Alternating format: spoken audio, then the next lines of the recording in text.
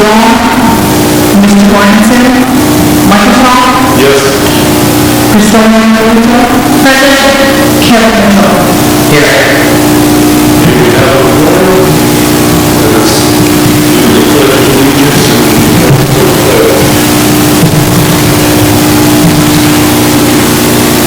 Allegiance to the flag of the United States of America and to the republic for which it stands, one nation under God, indivisible, with liberty and justice for all. I salute the flag of the state of New Mexico, which yields and holds all perfect friendship among the United States.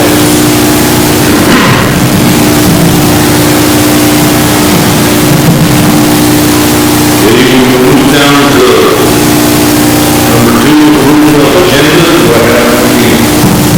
So moved, for approval of agenda. Do I hear a second? Second.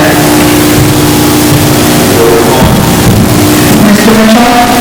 Here. Yes. Ms. McDonald? Yes. Mr. Shaw? Yes.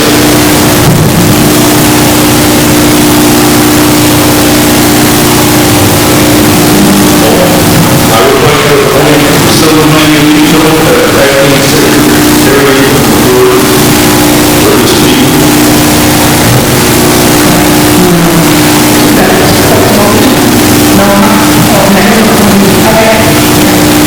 Okay, we move to recognition of student, staff, and others.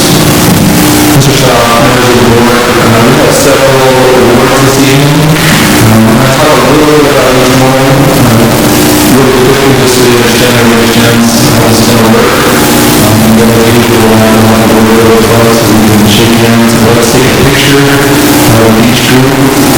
Once that group has been called out. This evening we have the Metro School Board Association Student Achievement Awards. These awards not just go to students, they go to students, they go to adults, those who have been influential in education in our area. These are recommendations from the school board members themselves. So they nominate the individuals who receive these awards. So we appreciate our board of education taking the time and effort to think of those in our community who benefit education in this area and our students. Second, we will do our 2019 retirees, and we'll celebrate that tonight. It's kind of ironic, given that it was tested with students, of course, it was closed today, and also it's the school for now, but we're going to do anything we could. And you guys who retirees who retire this year, if you look in the audience, they probably have a bigger smile than everybody else. And those that are people retired, their smiles are over here and stay there permanently. And then there's a student athlete awards from the track and field competition at state. So we will start with the first one, Metro School Board Student Achievement Awards. Board, if you come to the front, and then we'll let Ms. Frazier take care of it. Now.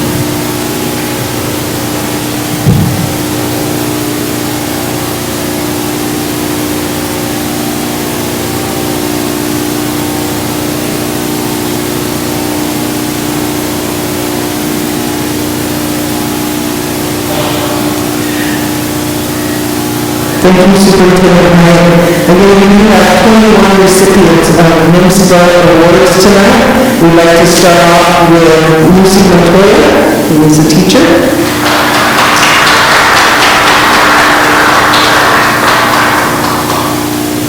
Mary Williamson, who's a coordinator.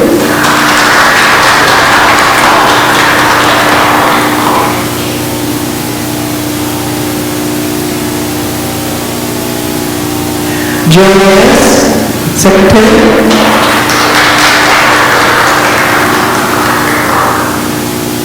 Roberta Valla, Principal.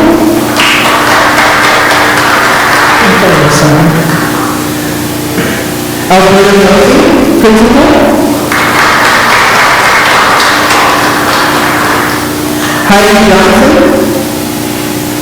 Heidi Johnson, teacher. Javon Hayes, Administrator.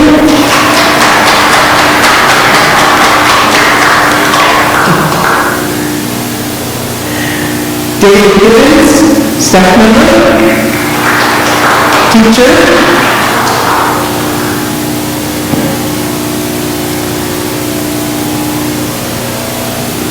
Janice Cowboy, now the language teacher.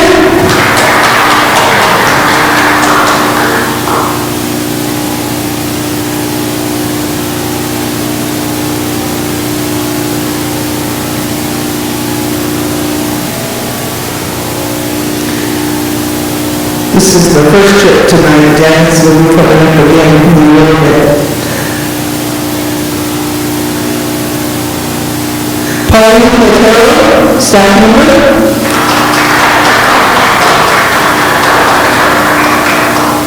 Ronald Willie, staff member.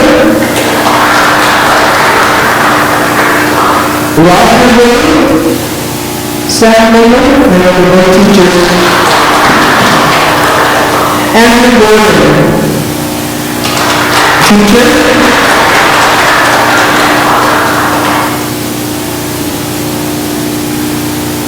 Kumin Adams,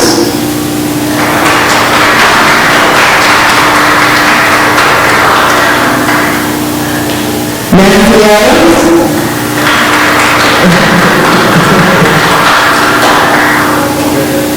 Benita Maldonado.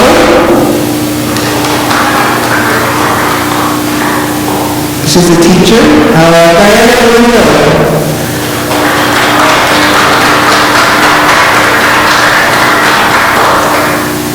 Elizabeth Plum.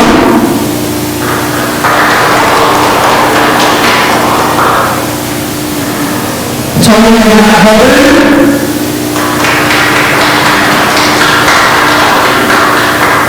Saudi Sebastian. Staff member.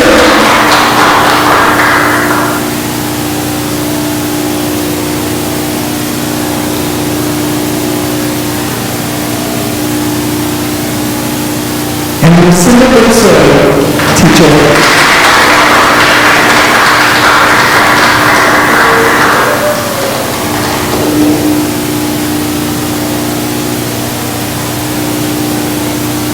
Congratulations to all the recipients of the New Mexico School Board Association Award. Let's get together as a group.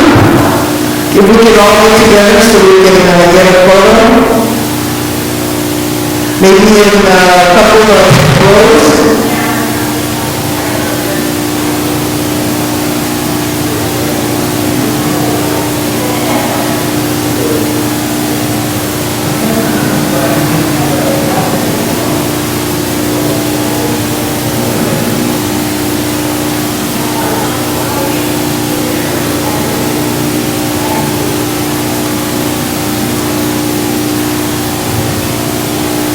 Ready? Savings, fire.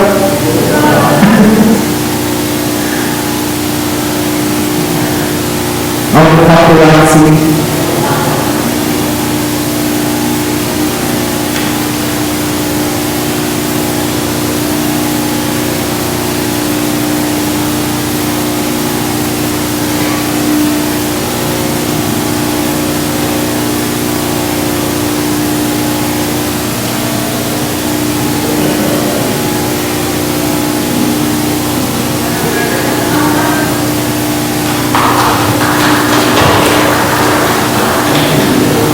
Thank you. We appreciate our hard work. Staff members, community members, and others who were recognized tonight for the School Association Awards. Just one quick thing I want to mention on the next list. We ordered the plaques 3 weeks ago, they still did not come in. So we will be sending the plaques for the retirees to you. If you are for some reason you haven't been getting out of the McKinley County address, please let us know and we'll make sure it's sent to the right address. So we'll start with retirees, 2019 retirees. For those of you who are retirees, we'll have some paperwork set up there in the back for you to fill out for us to gather name information so that we can mail you the plaques. We're going to start off with Dan Burt. Dan Burt.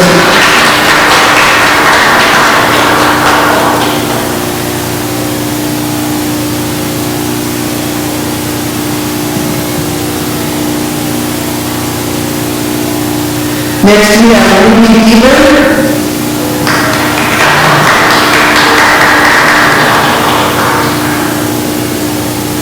Isabel Beard.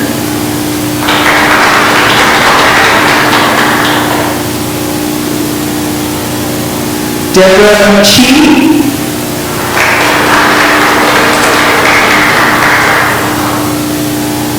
Ricky Chavez.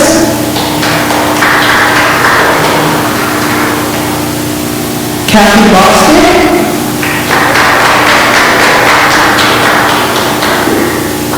Terry Bruce.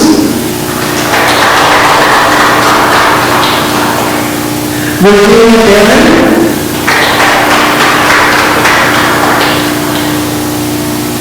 Edna Goldberg.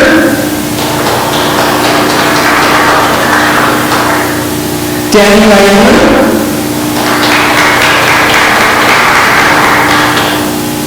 Leonard Esparza.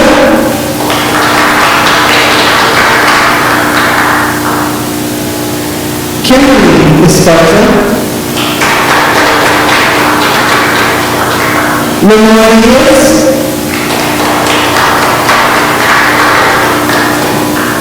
Megan Chicharello.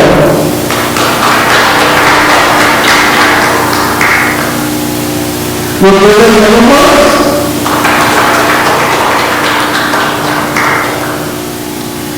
Elaine Ozzie.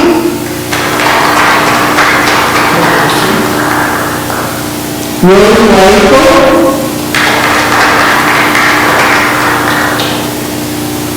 Kimberly Wells.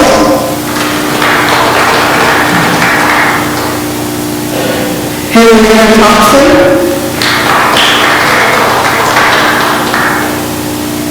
Lee Roy.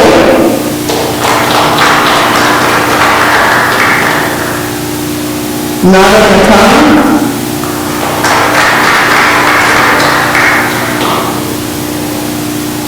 Many people are entering King David, we can go to the meeting, so we're on vacation. Catherine Murray.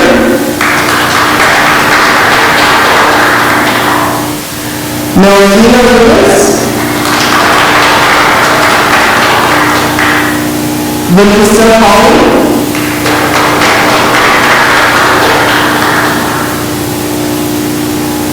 Betty Heidenreich.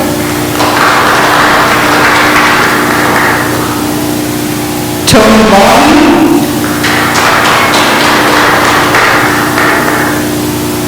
I know this guy here. Coogan Adams.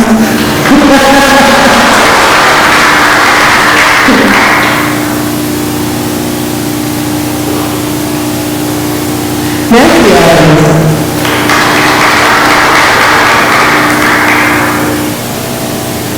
Yvonne Corner.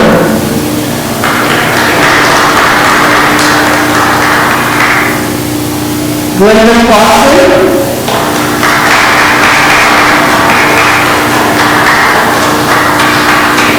Janice Telford.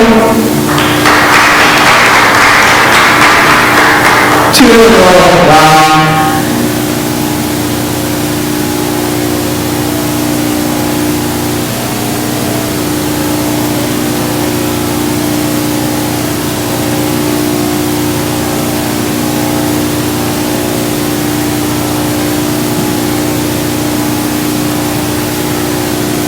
Samuel Wilson.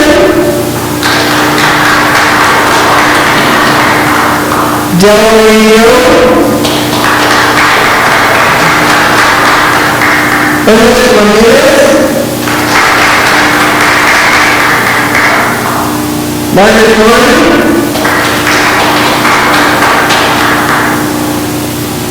Laura Martin.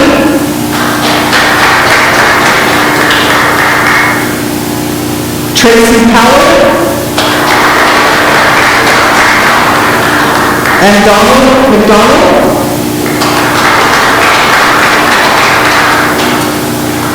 Thank you to all the retirees. We can get the retirees in the little group here for a group shot. And don't forget, we'll have some paperwork for you to fill out so we can mail your plaque to you.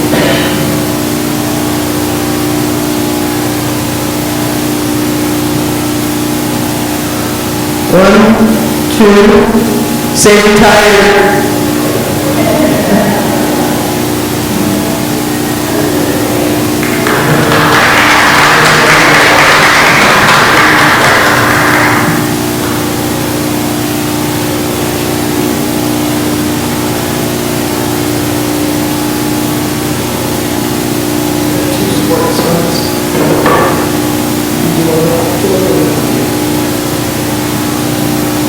Next we have 2 sports awards to give away.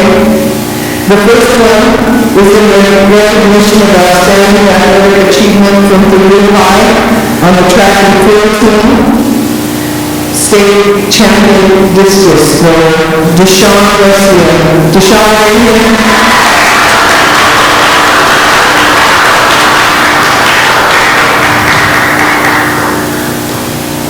How long was your throw, Sean? Great. 135 by the way, so that's good. That's a long way.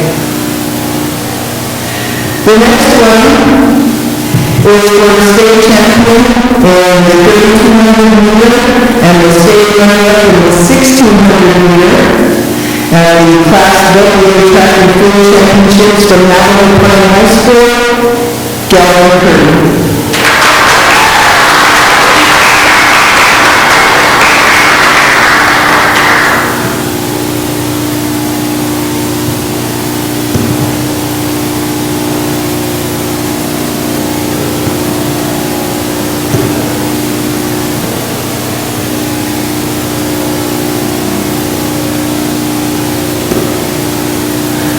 One, say fast. These young men are fast and far.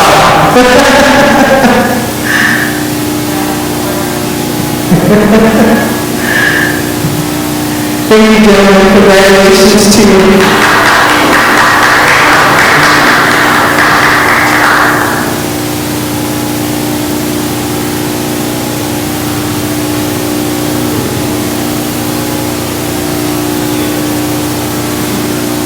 Members of my colleagues and Superintendent Hyde, I would like to also call out our 2 coaches from Peru that have additional recognitions of our student athletes in Peru. So the coaches, please come up.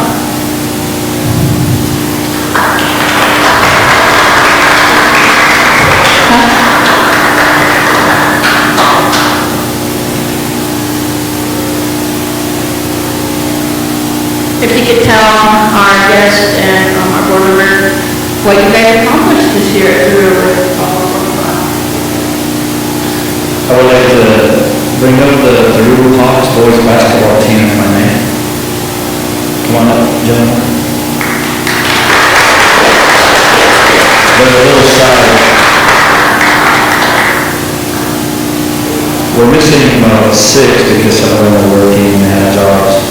But I'm going to go over, stand, shake their hands. Yep.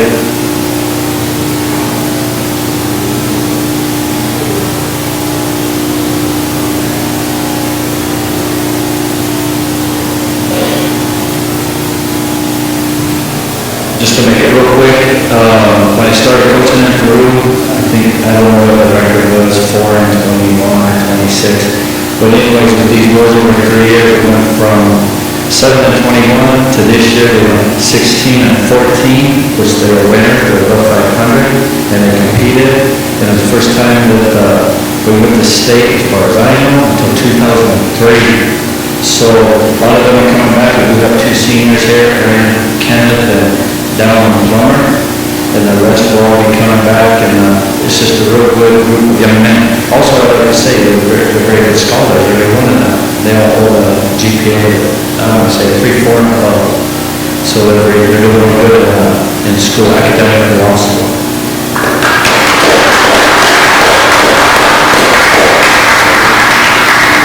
Last but not least, I do want to recognize one young man who will be back next year. He had double knee surgery a couple weeks ago. But it is a great accomplishment. He did win the Navajo Times All-Star Player of the Year award, and it's Corvette Hotel.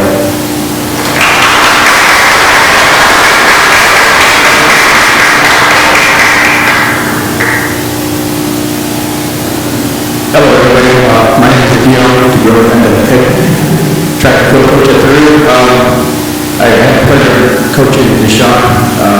He did a great thing this year. He won state title, and that's every coach's dream for a student athlete to achieve that. So we're really proud of him and all the work he's done. We've been blessed, well, I've been blessed to have worked with his kids ever since they were in 6th grade. So we built, we share all these athletes, and every time they succeed, we're really proud of them. And I want to thank the board for recognizing us and our accomplishments. It's good to see community celebrate our children, so I really appreciate that. Again, it's fun. Thank you, everyone.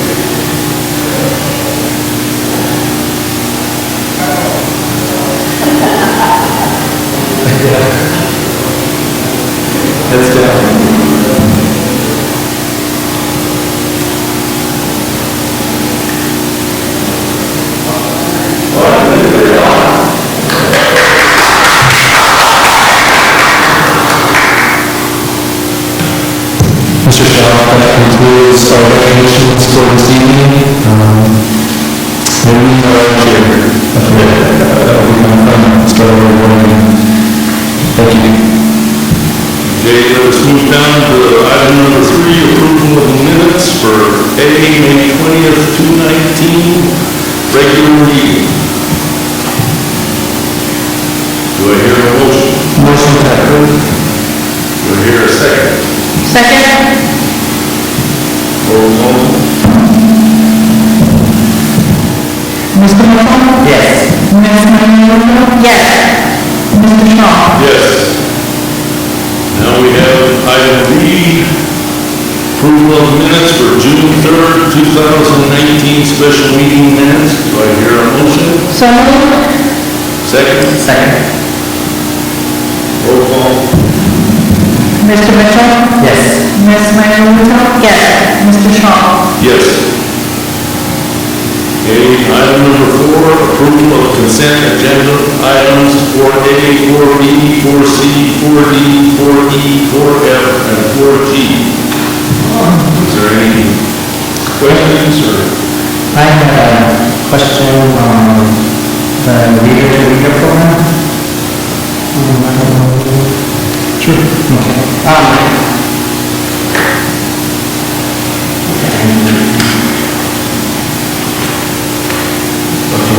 Is it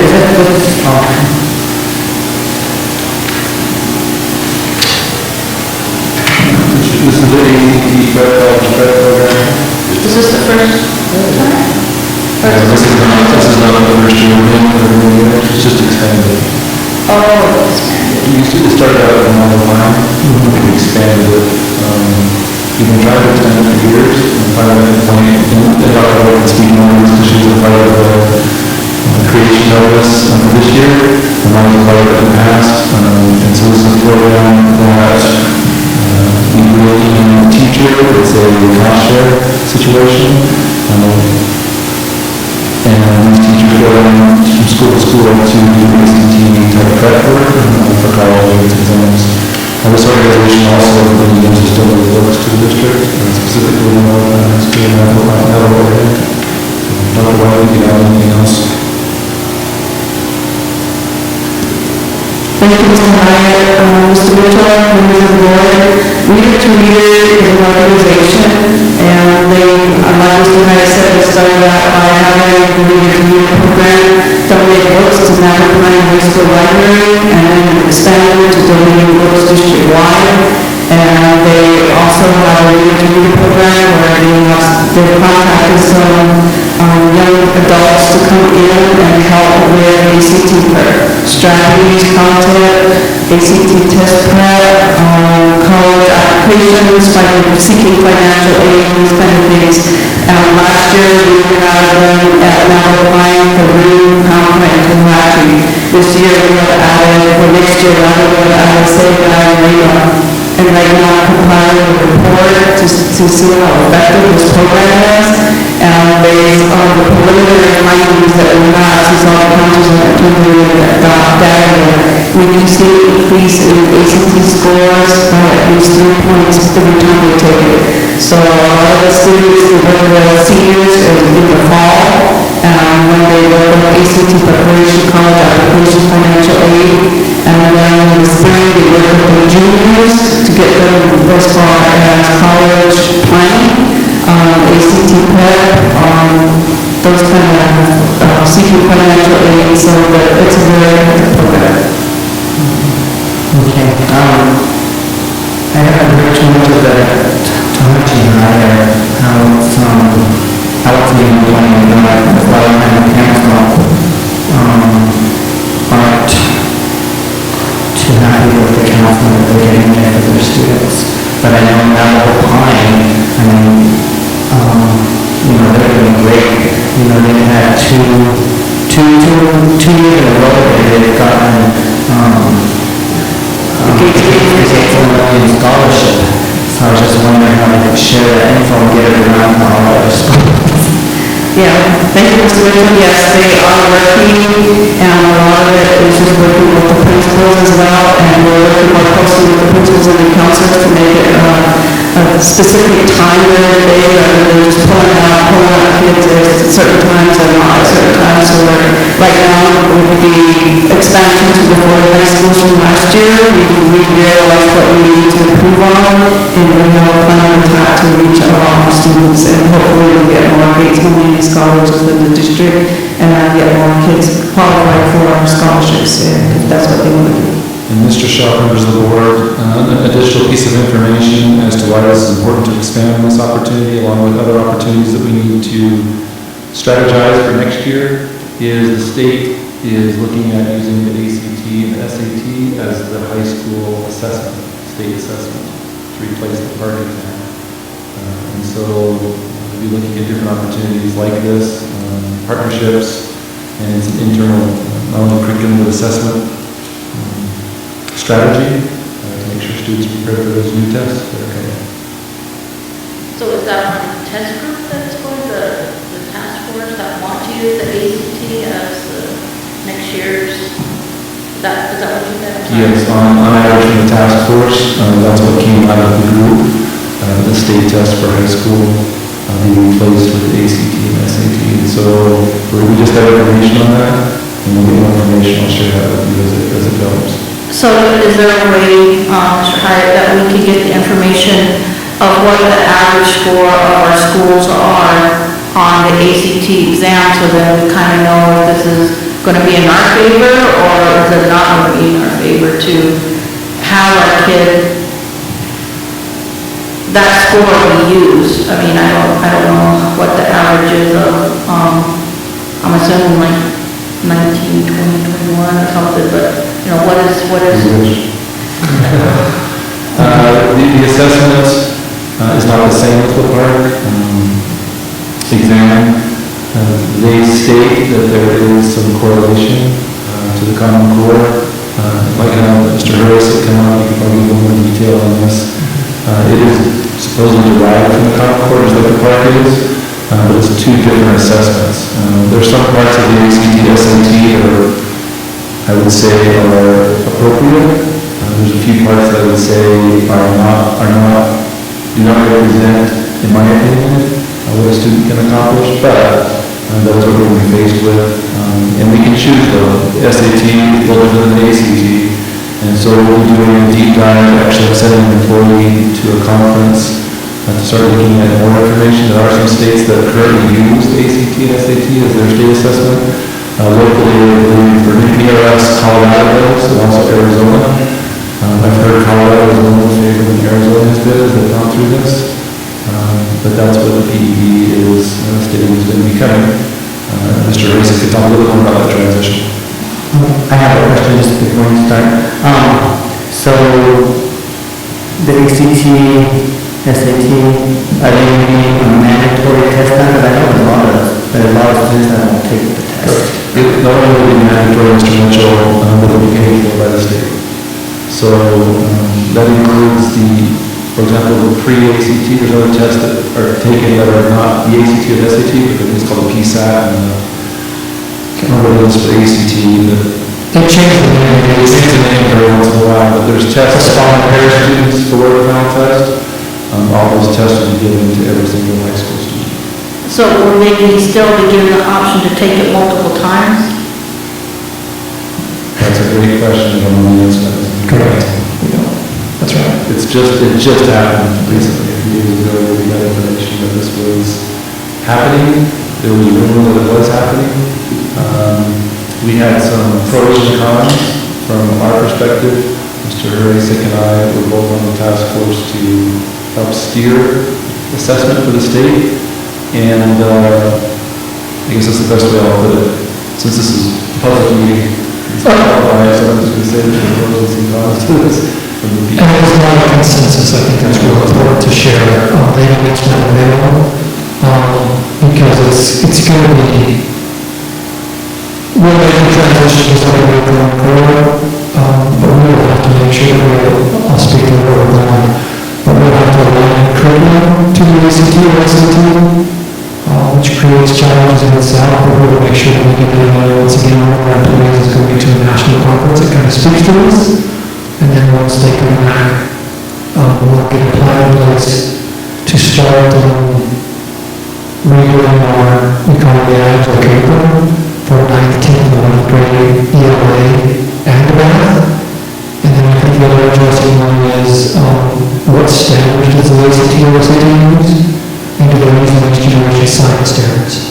And so we'll have to make sure that we understand what they use and figure out how to align. It's important for teachers to be teaching what students need to know, not because it's an assessment, it's because it's just good skills for students to have when they get in high school. So a couple more other questions, Mr. Hyatt and Mr. Harasik. So I know when we went to Albuquerque to discuss this, they were going to develop a assessment. But how long is it going to take them to develop that assessment? Is there any clue from PED? Is it going to take another year? Is it going to take 2 years? And in just the meantime, we're going to use this other option of the ACT or the SAT? This mainly, there's two pieces to this. There's the high school level, which will be the ACT and the SAT. At the K through, actually it's 3 through 8. Not K through 8, but 3 through 8 currently is the part. I believe we're doing a wean off kind of transition where we move part of that type of exam and transition into a new exam. Again, that's all developing and happening right now.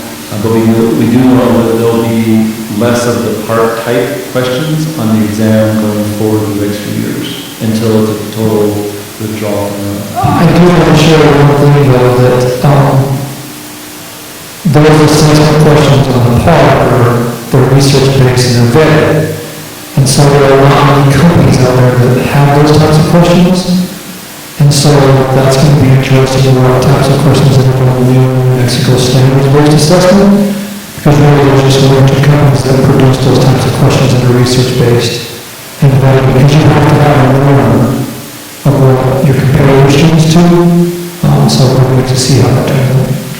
So my next question is, we're always tracking our data and the trends that happen. This is going to take,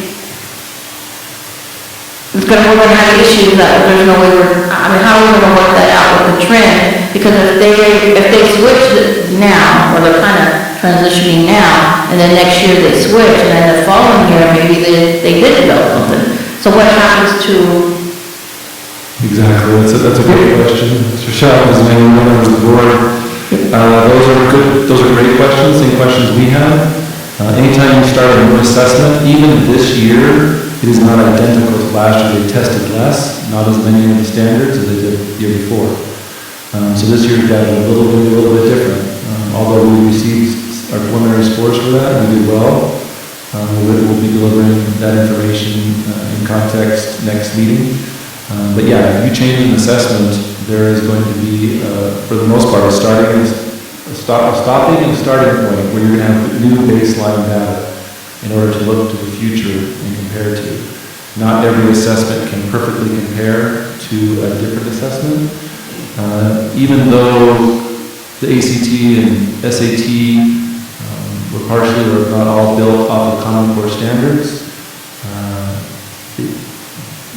you can't equate the PARC and the ACT and SAT.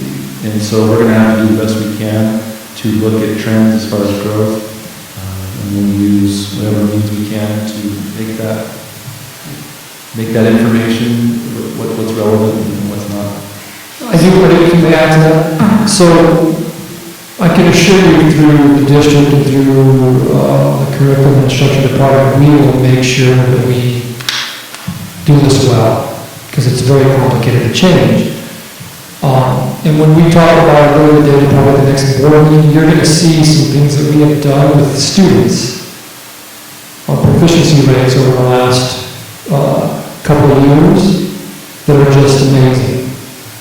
And so we know that tracking data and supporting teachers and making sure we teach the right curriculum helps our kids in the entire district. And you're going to see data that is really powerful from county schools and city schools.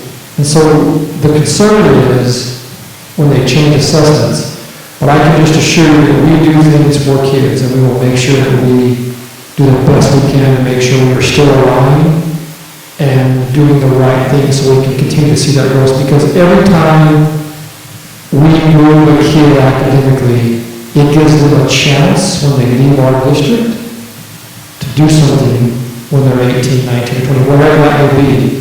If they leave not proficient, it's really hard. And so we've done some great things for that, so we want to just make sure we can keep doing that for our 11,000 students. And one last thing for your next question is, really things have changed almost every year, even the last 7 years in the state as far as school grades. And so we go through this all the time. You almost never have a year-to-year perfect comparison. Even this year, it changed the way the grades are. So you can't really compare this year's grade to last year's grade or even last year's grade to the year before because they changed the criteria. So this is not uncommon, and I think it's to be determined what this is going to look like until we get more information. But we're ready to go as far as making the necessary changes in order to ensure that we're providing the best curriculum opportunities for our students. So when are you going to start informing the principals and the teachers that the changes that's going to take place? Or you even talk about maybe even changes to the ELL and now curriculums? We're on summer break right now, and then they come back and,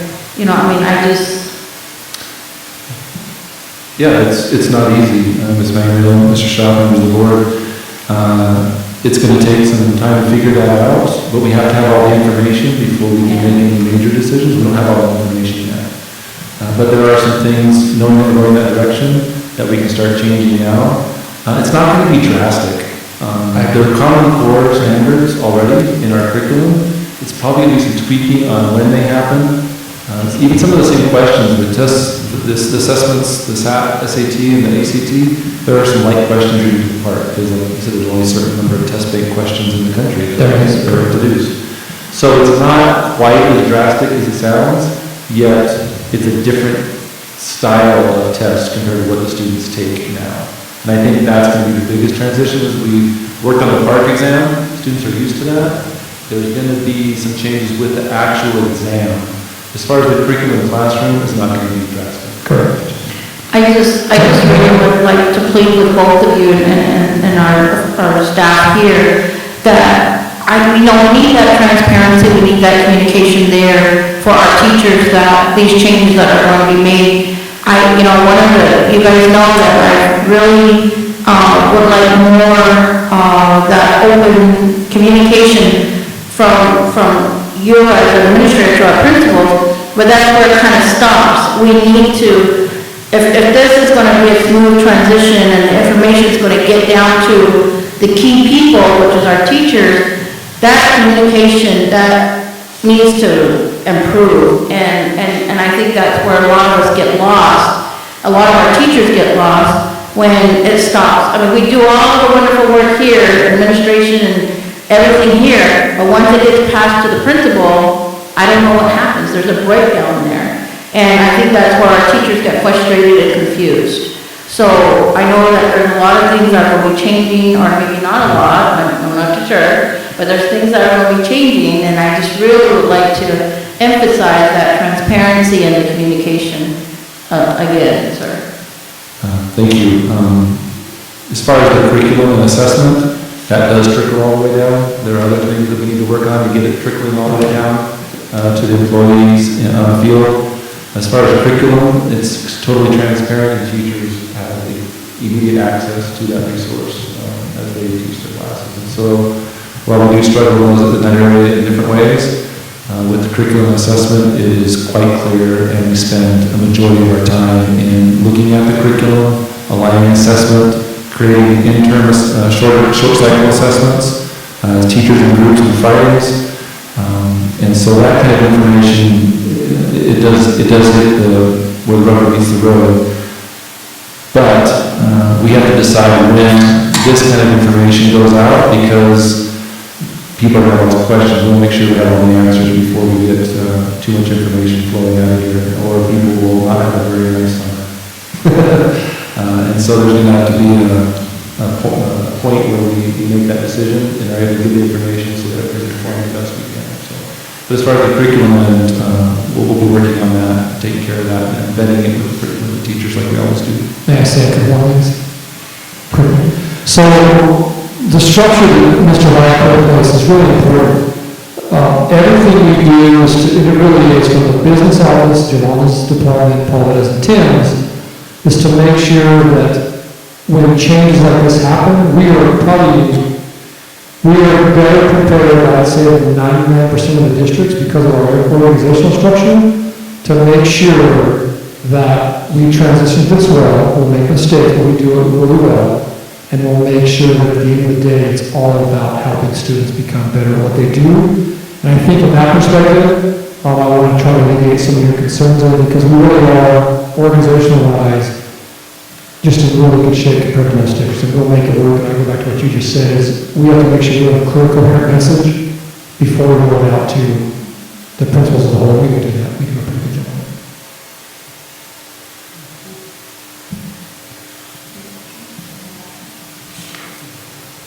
With that, Mr. Shaw, I would like to go ahead and motion to approve the consent item agenda. Do I hear a second? Second. Roll call? Mr. Mitchell? Yes. Ms. Manuelito? Yes. Mr. Shaw? Yes. With that, we move to item 5, study circle, A, public comment.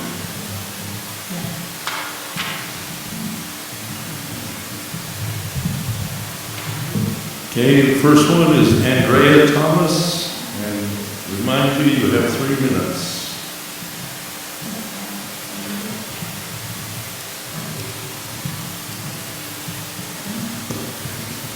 Good evening, Superintendent Hyatt, school board members.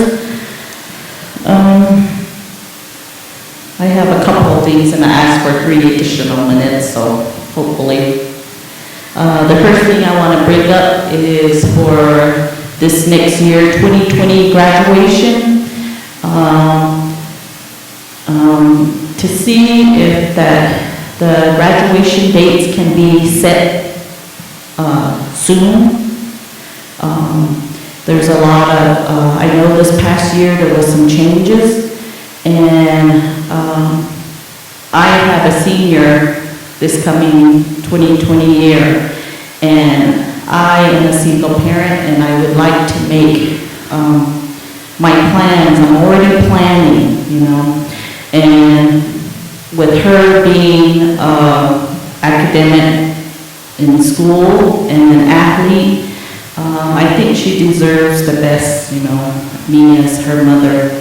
And for me to start planning, and I did call around, and already there's places taken for receptions for next year, 2020, graduation receptions.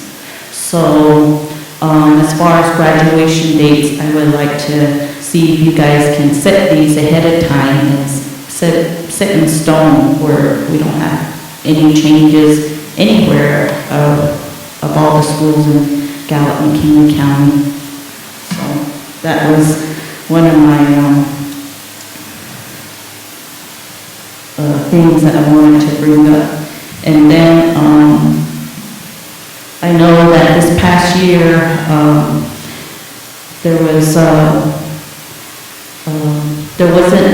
we didn't have any students that I've known of as far as being told last minute that they were not going to graduate. So I'd like to commend you on that.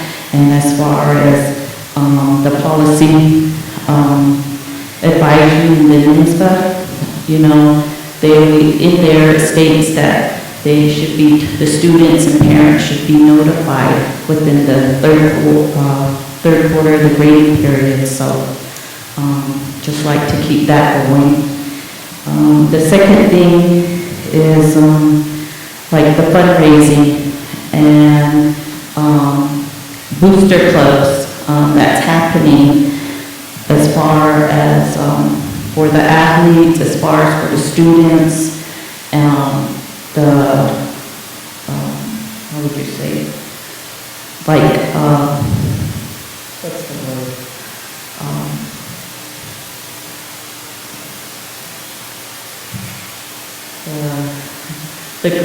The groups, I guess, I can't think of the word, but the committees, I guess, that they have at the schools, they go on travel and stuff.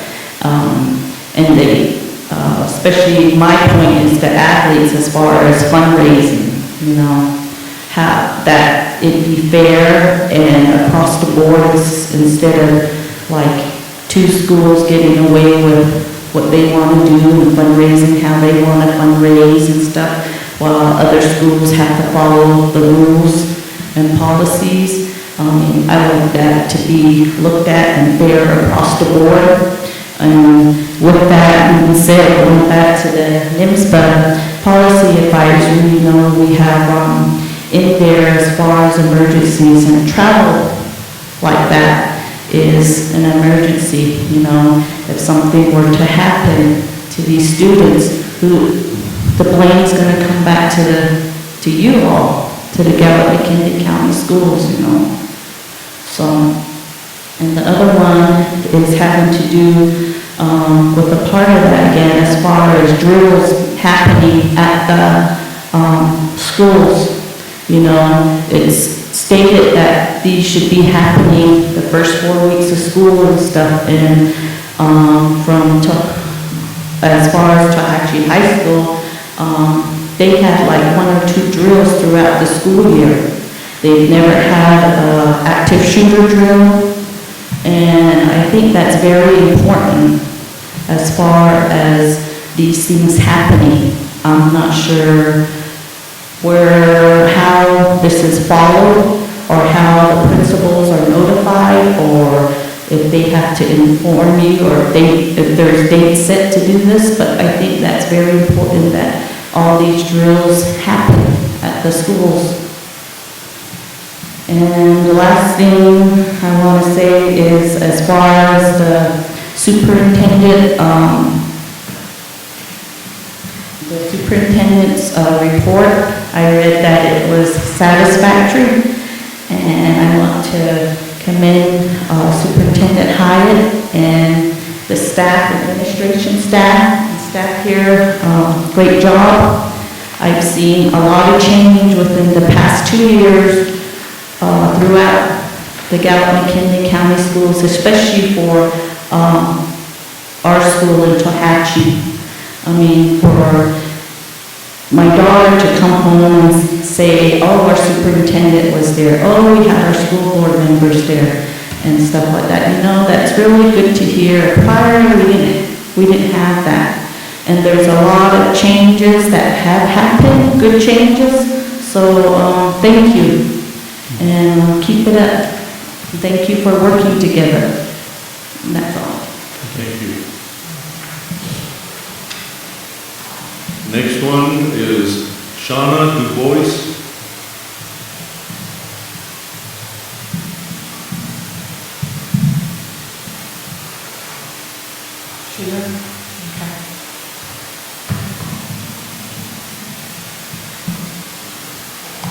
Okay, we'll go down to B, report, superintendent report.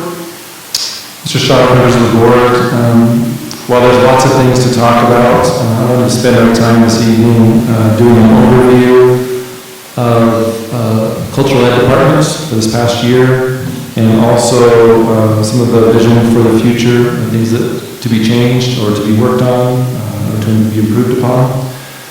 Again, next meeting, we will do a complete overview of the assessment data from this last part. As I mentioned, we do have data that is coming in as far as individual student proficiency scores. And so we are compiling that and putting it together. Overall, we had another great year as far as proficiency growth.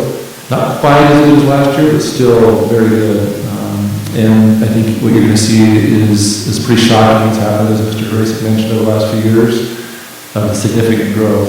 We used to be one of the last districts in the state, or the last district in the state as far as proficiency growth. We are now one of the fastest, we were the fastest growing in proficiency last year, and we'll see how we compare this year, but I'm sure we'll be at the top. One of my personal goals was to beat Santa Fe on proficiency in reading and in Hobbs. I don't know why I picked those two. But the way our growth looks this year, unless they grew the exact same amount, we should be neck and neck or surpass them in our reading proficiency, so we're pretty excited about that. But as that data comes in, followed by that will be other reports from the PED to let the community know how we did by district and by individual schools. And we'll compile as much as we have at our disposal for you on July 15th, on the July 15th meeting. And so at this time, I'd like to invite up Sandy Freeland, who's our coordinator of the Cultural Ed Department, and Dr. White, Assistant Superintendent of our Cultural Ed Department, and they're going to give a report on the past and future with regards to cultural ed. Thank you, Mr. Hyatt, members of the board. The report that the Cultural Education Department made is in your board packet, under reports, the tab under reports. The report for tonight's meeting is there, and it gives an overview of this year's 18-19 goals, and then next year's goals, and some of the more information as far as some of the tasks and activities that's going to lead to achievement of those goals for next year. So I'll have Ms. Freeland give an overview of that, and then also an overview of the old debate so far. Thank you.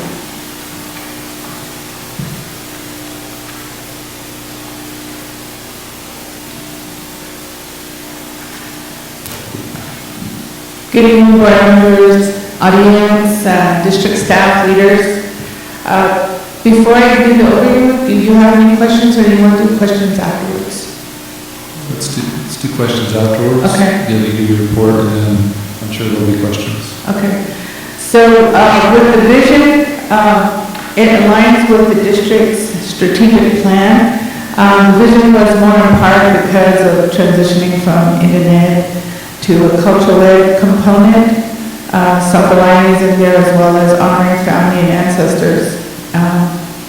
The mission are those goals that we are working towards, and they're listed below. 2 years ago, we set these goals, and if we look at the next page, you'll see those, what we've done, and then what we're working on moving forward. We've added our virtues of Navajo teaching on a traditional continuum. It piggybacks with PBIS, Positive Behavior Intervention System. systems, character counts. So those align, and in part because we have our traditional interventionist, Mr. Long, who's also here with me. So he might come up and add if there's any questions. And we have it in English and in Navajo. And those are embedded, and we're working on the alignment within the curriculum moving forward into this current year. This past year, Mr. Long did public sessions on the themes and the topics, and we had a really good turnout with that. So that's part of our parent outreach as well as curriculum alignment. So if you go to page 2, the first goal that was set in 1819 under curriculum was the partnership with the tribes. Navajo Nation, Zuni came aboard, but we still don't have the formal curriculum from Zuni or any assessment criteria, so we have listed here the Department of the Net. We're continuing to work on aligning the ORLA data, that's the oral Diné language assessment. And if you'd like, I have a summary of that data. That wasn't in your packet, but we were able to get it compiled. I had to verify data numbers. I have that if you're interested. I can give you copies of that as well.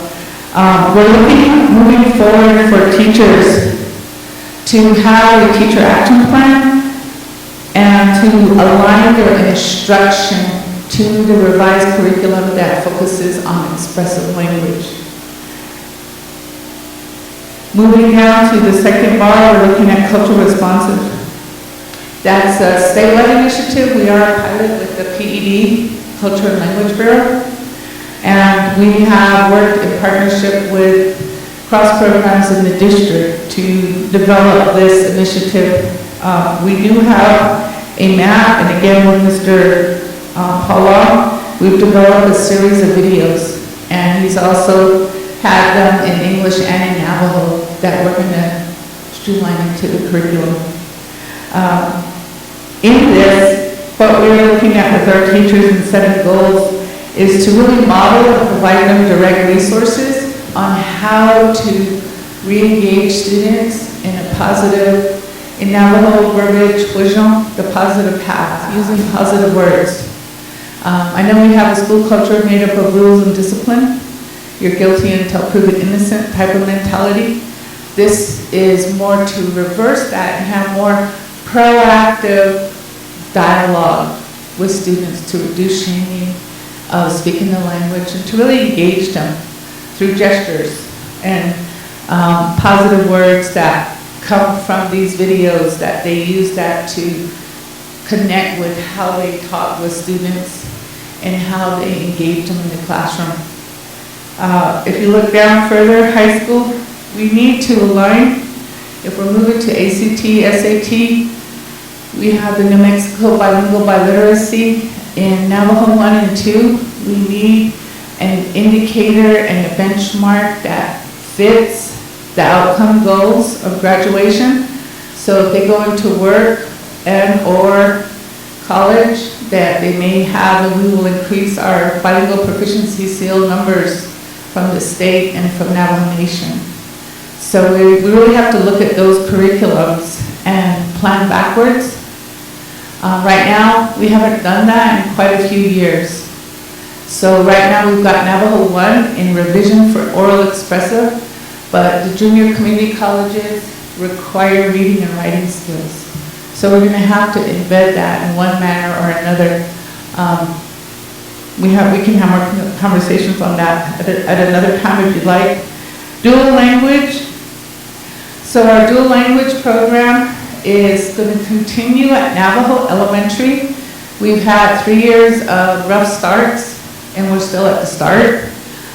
We really need to hone in and have a cohesive plan of how it's going to scaffold K2, 3, 5. So we're going to stick with it until we get it right.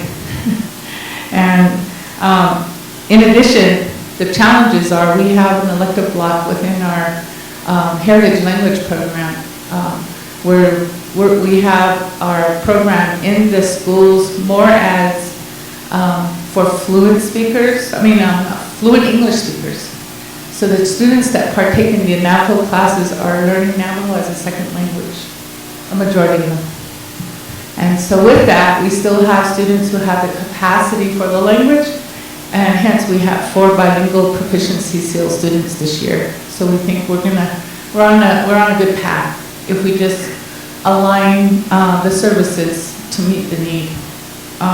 The second one is relevant assessments. We're going to continue to meet with our coaches are going to continue to meet with our teachers.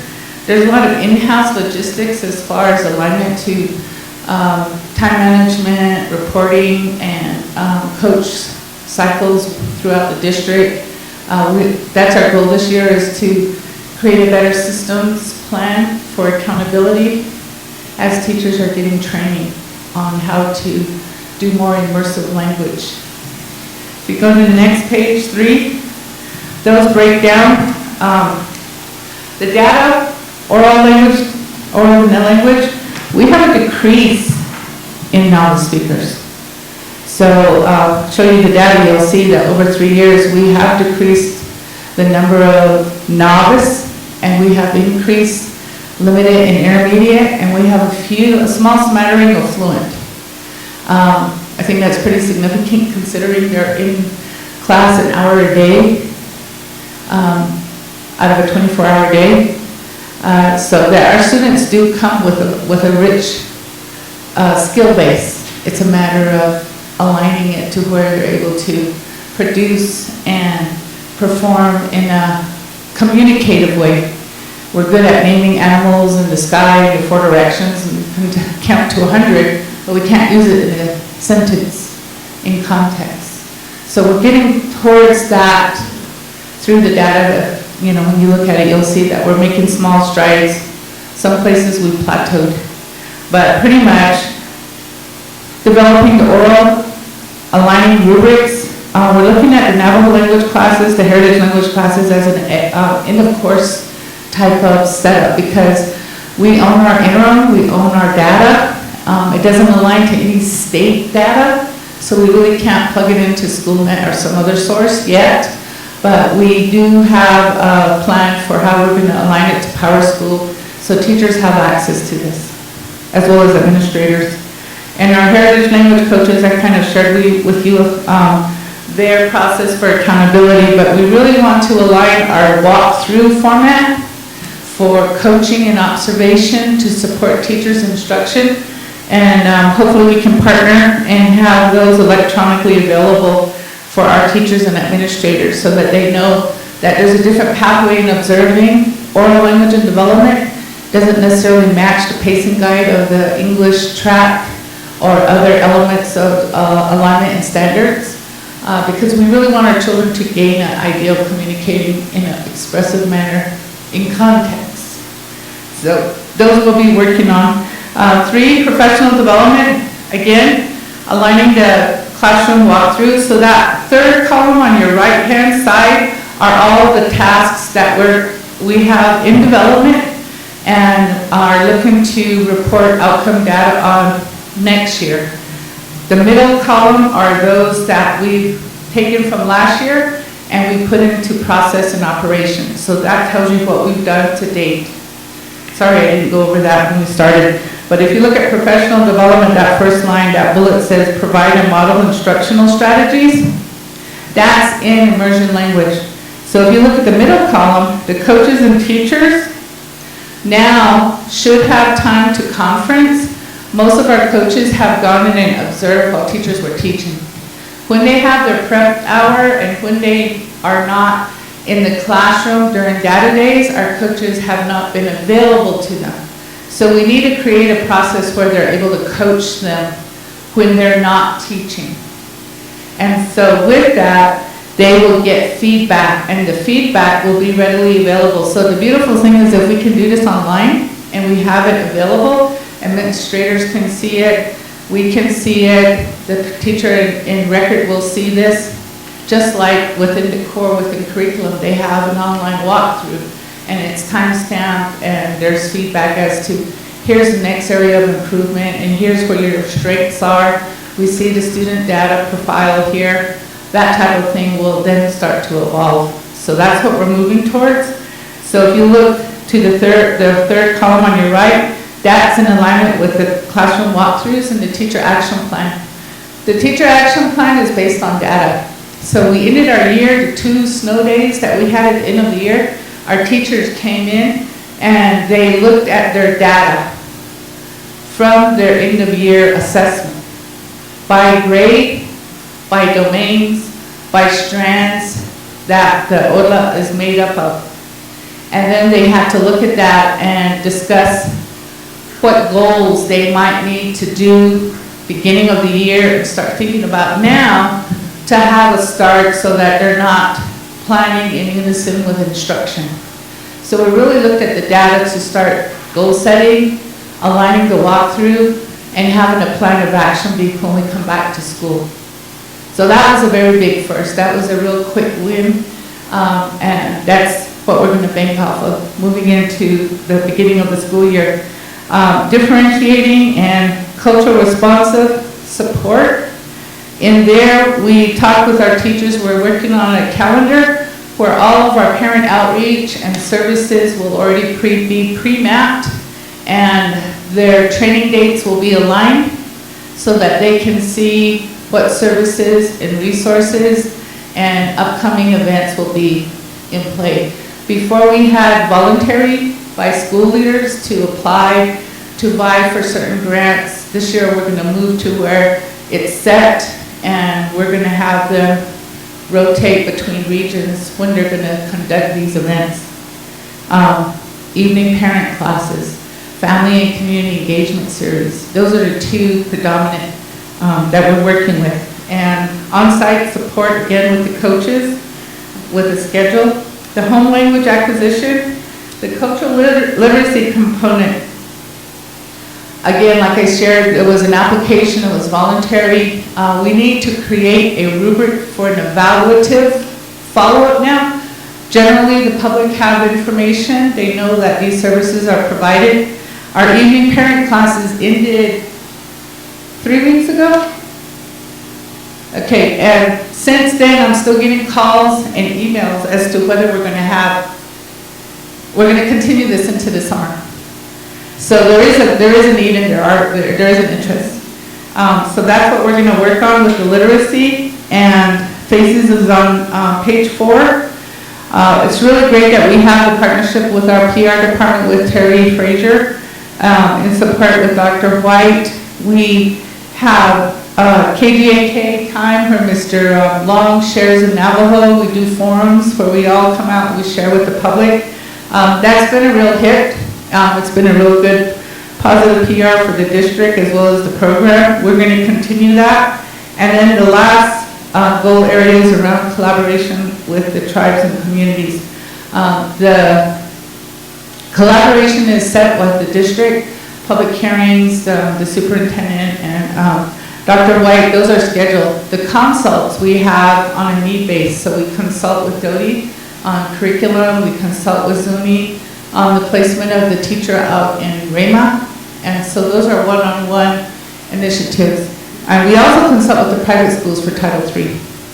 And those are Rehoboth. The 2 that have requested for continued support is Rehoboth and Sacred Heart Cathedral.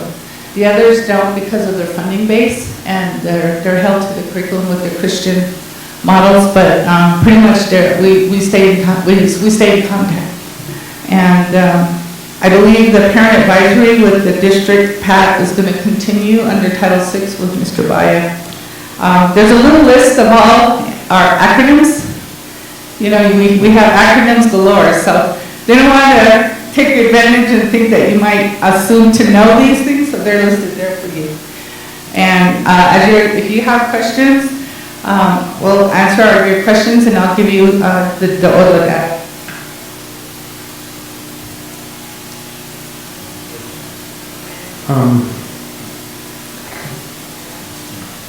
I have a couple questions. Okay.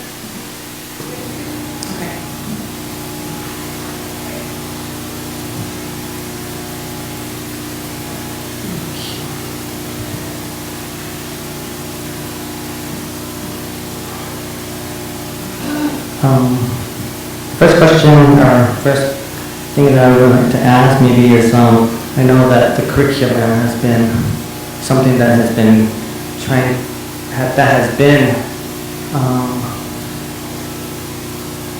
something that has been trying to be set for our schools. And now it's being revised again.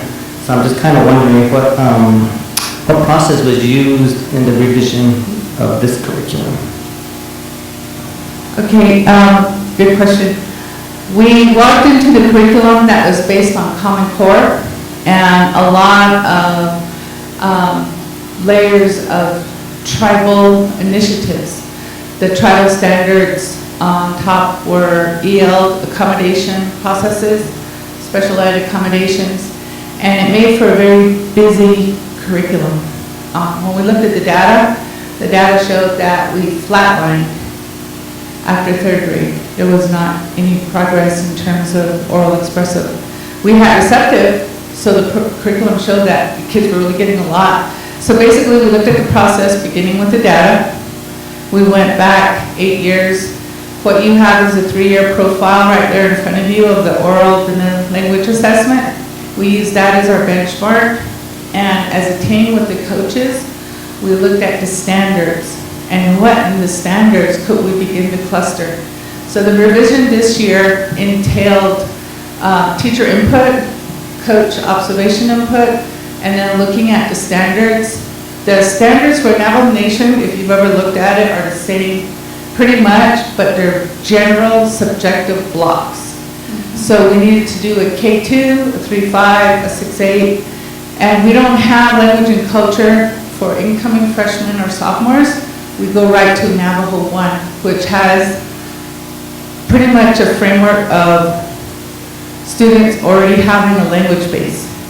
We were having a lot of new entry students there, so we kind of had to scaffold up similar themes and topics, but we had to expand the way we benchmark their performance in increments. So the process was trifold. We took the data from before, we broke down the assessment, we reorganized the curriculum for expressive and receptive, and we then inserted benchmark oral questions that had a range of easy to complex in questioning. And we got to Navajo 1. This year is going to have to be Navajo 2 because that's going to require reading and writing. We don't have that process. So this year was a test of the revision, and at the end of the year, teachers tweaked what they could, plus we had to review our pacing map because we're in 10-week blocks moving into the new school year. Okay. Mr. Mitchell, I just wanted to add, what the team did was look at the bilingual seal by literacy from Navajo Nation. We looked at that and said that's our goal, is to produce fluent speakers. So from that, we used backwards planning from the high school all the way back down to K2 curriculum, so that the kids not only hear the language, but they're speaking more every day and building upon that, because at the end, the bilingual by literacy seal focuses on oral language. You have to speak the language in different ways. So that's why we said, let's go redo the curriculum, and that's how it was done. All right, so with that said, I'm just kind of wondering how you guys are getting our principals and teachers to support fully Title III and everything that you guys are doing to implement the curriculum. Mr. Mitchell, thank you for that question. We work closely with the instruction department, and when principals have questions, I know they ask individually to Mr. Bayer when he was here, and also Ms. Freeland, on how they're doing, how the Navajo language program is doing, and I know the coaches work with individual teachers as well. So right now for next year, we're planning on improving that process and having an accountability program. So we do more of it to support not only our teachers in the classroom, but the principal as well. Okay. Those improvement processes include the New Mexico Teach had a teacher evaluation process. I know that's going out the door, but Navajo Nation agreed to 4 domains of planning prep, instruction with the domain of professionalism. So we looked at that and we tweaked it, and we're looking at our walkthrough forms to have principal involvement because they're the one that evaluate on site. And granted, they don't speak Navajo, but planning and preparation is an obvious accountability item, as Dr. White shared. Instructional strategy and lesson planning, those were subjective. They're no longer subjective. We're requiring that they have that with teacher action plans. Plus, they're going to be entering grades based on what they taught within the week. We have excellent teachers, just like in regular ed, and we have mediocre teachers. And in Navajo, the language class, you're already fluent in the language, so the accountability component to meet the goal of bilingual biliteracy proficiency has to be not so much rigid, but you have to have a certain pace and a pattern that students fall into. It can't be a new day every day. And so those are the accountability pieces that we need to share with principals, and I believe we'll be able to do that in July when we have our academy, this planning on that this month, as well as use our data to speak for the needs of what needs to be seen in the classroom. And hopefully bonding the relationship with our coaches and the administrator and the instructional coach. Granted, heritage language is an elective, but we really need this class to be seen as part of the core of McKinley County with the initiative of bilingual, even though it's in that frame. We have over 82% Navajo students, and the majority of them are not EL students. So if you look at your data real quick and go to high school, the years show you the novice are high, and when the novice start coming down, that means we're improving. The other domains start rising. And so if we have more accountability and alignment with administration for staying on task, we believe that this is going to be really positive for McKinley County overall. I would like to say, Mr. Shaw, thank you for your presentation. Also, I just was part of the Navajo Nation where we did reauthorization of 14 of our schools, grant schools. And we have a board member that's very adamant about Navajo language and culture. And to every school she asks them, besides the NEN content standards that we have, what other curriculum, or have you developed a curriculum within your school to help our children revitalize their language? Out of all the schools, I think all we had was one that said that they were influencing, or they had teachers that have developed something like a curriculum. So I really would like to commend you guys for taking the initiative to kind of bridge those gaps. So at this point, do you know how many teachers we do now that in our schools that we have 3 through 5 grade levels, or is that still a gap? It's still a gap. And it's multifaceted in the context of recruitment and actually having licensed teachers with a state 520 and or an associate's or a bachelor's in bilingual or TESOL. They're hard to find and few and far between. We do have applicants, however. So on one hand, through the grapevine, that's how we live right out here, we hear the grapevine. A lot are hearing better things about McKinley County, that there's a curriculum, that there's instructional support, that everything is resourced, that there's benchmarks, and there's actual viable PD. So they're leaving some of their BIE partners, and they're applying.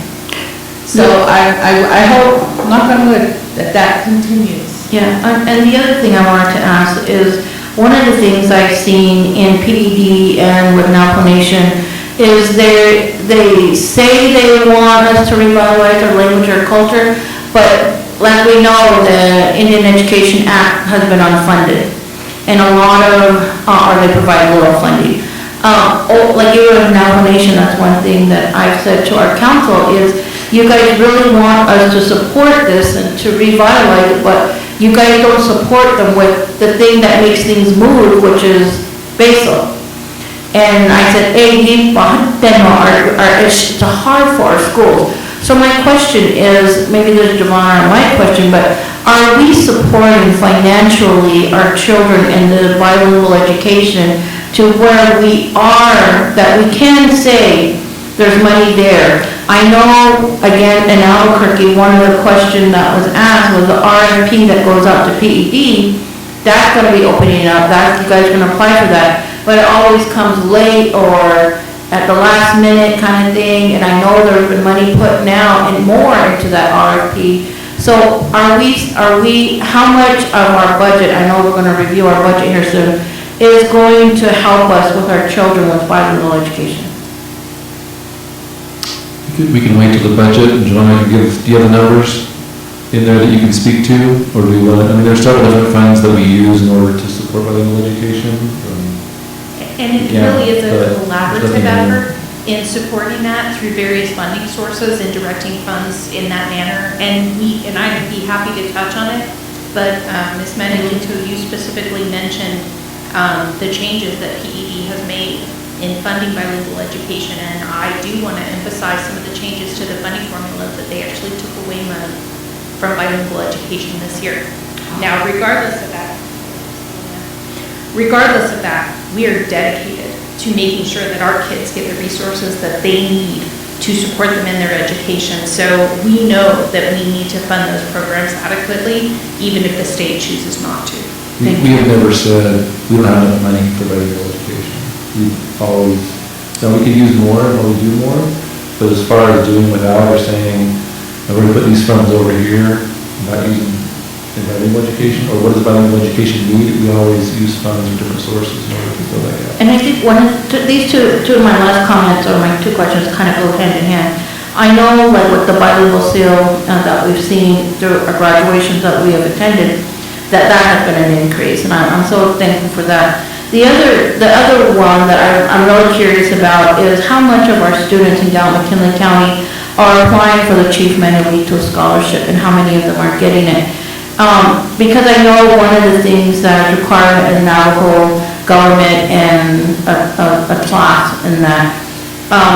And when I attended Gallup Central, they said they don't even have a culture and language class at Gallup Central. And I know that, the students there have struggled, but some of them have achieved so much. And I think just not giving them the opportunity to apply, and I've been trying to push our students, how come you guys are not applying for this, and that's where I would like to know more about, or maybe our schools need to know more about the Chief Manuelito Scholarship. If they can get a Bill Gates scholarship, I think somebody can get the Chief Manuelito scholarships in our district too. So that's just my comment. I don't know if you guys want to, if there's an answer to it, but I just really think we should continue to push those wonderful scholarships that are there for our children. Mrs. Manuelito, Mr. Shop, Mrs. Manuelito, next year there is classes at Central Consolidated, or not Central Consolidated, Gallup Central. Shame on me. They may have them there too, but we have one here at Gallup Central next year. Okay. We're sharing a teacher and providing resources for them in that class. I have one more concern. I just wanted to ask about, we talked about accountability. And I know there's a big shortage on our teachers for language and culture. But, we have our coaches that you mentioned that go out there and monitor. And then we have our principals who also monitor. Do our coaches evaluate our teachers as well? And our principals should be evaluating our Navajo language and culture teachers. How serious are those evaluations taken? Mr. Mitchell, Mr. Hyde, members of the board, thank you for that question, Mr. Mitchell. As far as accountability and evaluation, this past year, all 36 of our teachers have been evaluated with either the instrument that we developed with DOTI, that's covering the domains 1, 2, 3, 4, and is aligned with New Mexico Teach. So that the teachers who were certified through the state, they were evaluated using the New Mexico Teach model. Those who were 520 were evaluated using what the district developed, and that was approved by DOTI. So we used that, and there's a handful that used a professional development plan model. So all of our teachers were evaluated by one of the 3 instruments. And I think we're just looking at the data right now. We from the department need to work more closely with the principals to go through what really does it mean when we're talking about whether they're ineffective, effective, those kind of layers as far as the domains 1, 2, 3, and 4 through our DOTI developed instrument. So I think that's some things that we need to do from the department to make sure that the principals are aware what we mean by this. And granted that a lot of our 520s don't have the educational philosophy and the paradigms and all the techniques that they should have learned. So we're a little bit more lenient in that one. So we just need to work more closely with the principals, and like what Ms. Freeland said, we're going to be working with them in July as far as this is what an evaluation looks like for a 520 versus a regular PED certified teacher. Because I think a lot of our 520 teachers, I think they, sorry to say, but I think they lack the classroom management portion. And I don't know what type of professional development you have for them. Mr. Mitchell, members of the board, Mr. Hyde, we do have a professional development plan that we're drafting right now, and that is one of the topics.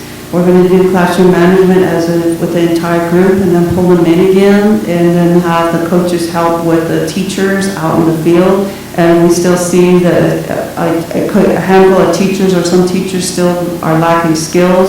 We're going to do that once again, pull them in and differentiate training for them, and then work with their instructional coach at the school site and the principal as well to help them. Thank you. That sounds good. Just want to add the piece with the culture responsive. That's very critical in our heritage language. And with Mr. Hyde and Dr. White's support, that's being put in place, and it's going across all schools moving forward as well because of the area we live in, the cultural diversity we have certain perception and biases. We all do. Against ourselves, just based on what reality we might be looking through at the moment. But there is a common plan on how to engage students in a positive rather than reactive way. But we here as well have to go through that process and ferret out. When we say culture, oh man, you mean Navajo again? Oh, there we go with Spanish again. You know, that pass off, that mindset. All of us do it at one way or another. So that is really one of the climate and culture components that we want to impact. If our students are going to revitalize the language, it has to be an economic need, and it has to be seen as necessary with their diploma. We have parents at all ranges of biases and beliefs, but when you talk with all these students, they want to learn. They want to learn as many languages. We have a proficient Philippine child out in Crown Point who just rocked the festival. We're working on revitalizing the festival to be more engaging based on communication skills, like Dr. White said, with the proficiency seal, where they do debates, where they conduct expressive research presentations. I mean, that's 20 ahead. That's where our children are. We're not doing ceremonial dances anymore. That has nothing to do with academic. That's a community family preference. But the core values that Mr. Long talks about, I think at some point need to be addressed with the board, where you really see that this is just food for the soul for all of us, not just our children, but it gets us past our perceptions. And that's the cultural responsive path that we want to look at. You can debate the verbiage, but the philosophy that we have here, the state is responding to us in that. So that's the core part of this. And hopefully with that, we build Spanish. And those are our 2 home languages. And that by default will help English. But please understand, board members, we are not doing Common Core or English content in Navajo. This is a separate program to build communication skills in the home language, which for our children is their second language. So that's kind of the court or the final to what I'd have to say this evening. I hope, and I appreciate your support, all of you, and the support of our leaders here in the district. Thank you. And the staff with the cultural ed department. So we hope for Mr. Baez speedy recovery. When he comes back, that you're being handed everything, no matter go on vacation. But thank you, board members. If there's no other questions. Thank you.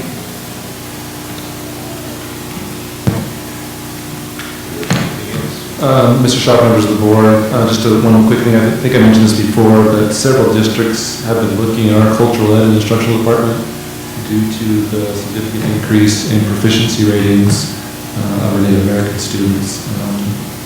And just to commend that department, along with the instructional department and others who contribute to that. We've actually asked to come out and show what we're doing. While we're not perfect, we have a lot of growth that's still needed. There's some significant good changes happening in our cultural department. Mr. Hart, I would like to make one recommendation or request. The New Mexico School Board Association Leadership Conference is coming up, and I would really like to ask if our staff here could do a presentation on exactly what you just said. You know, I think a lot of people are looking at us in our school district at Navajo Nation to see what we're doing with our bilingual education. So I think we get a lot of questions during the School Board Association meetings about this, and it now being in more of a topic due to the Yaza Martinez lawsuit. I think, you know, this would be something that we should take, help our other school districts really see that they can make an improvement or benefit from bilingual education through their kids, through our program as a model or a pilot, or just looking at it that we are doing something. So I'll have Dr. White look at putting together a presentation of people for the next year. there is a call for presenters, I think, at this time through them.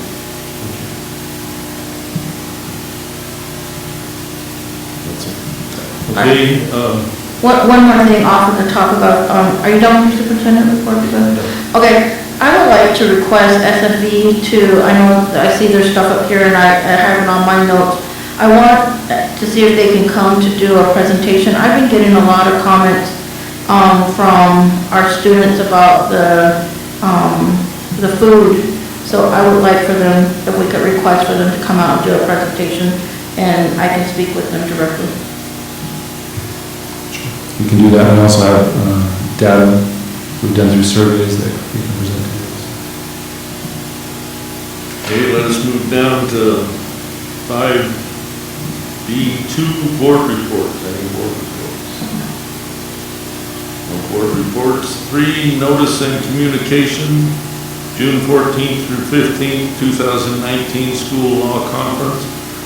July 4th, 2019 Holiday Student Support Center closed. July 11th, 2019 K-5 plus starts. July 15th, 2019 Board of Education meeting. August 27th, 2019 board member filing of declaration of candidacy.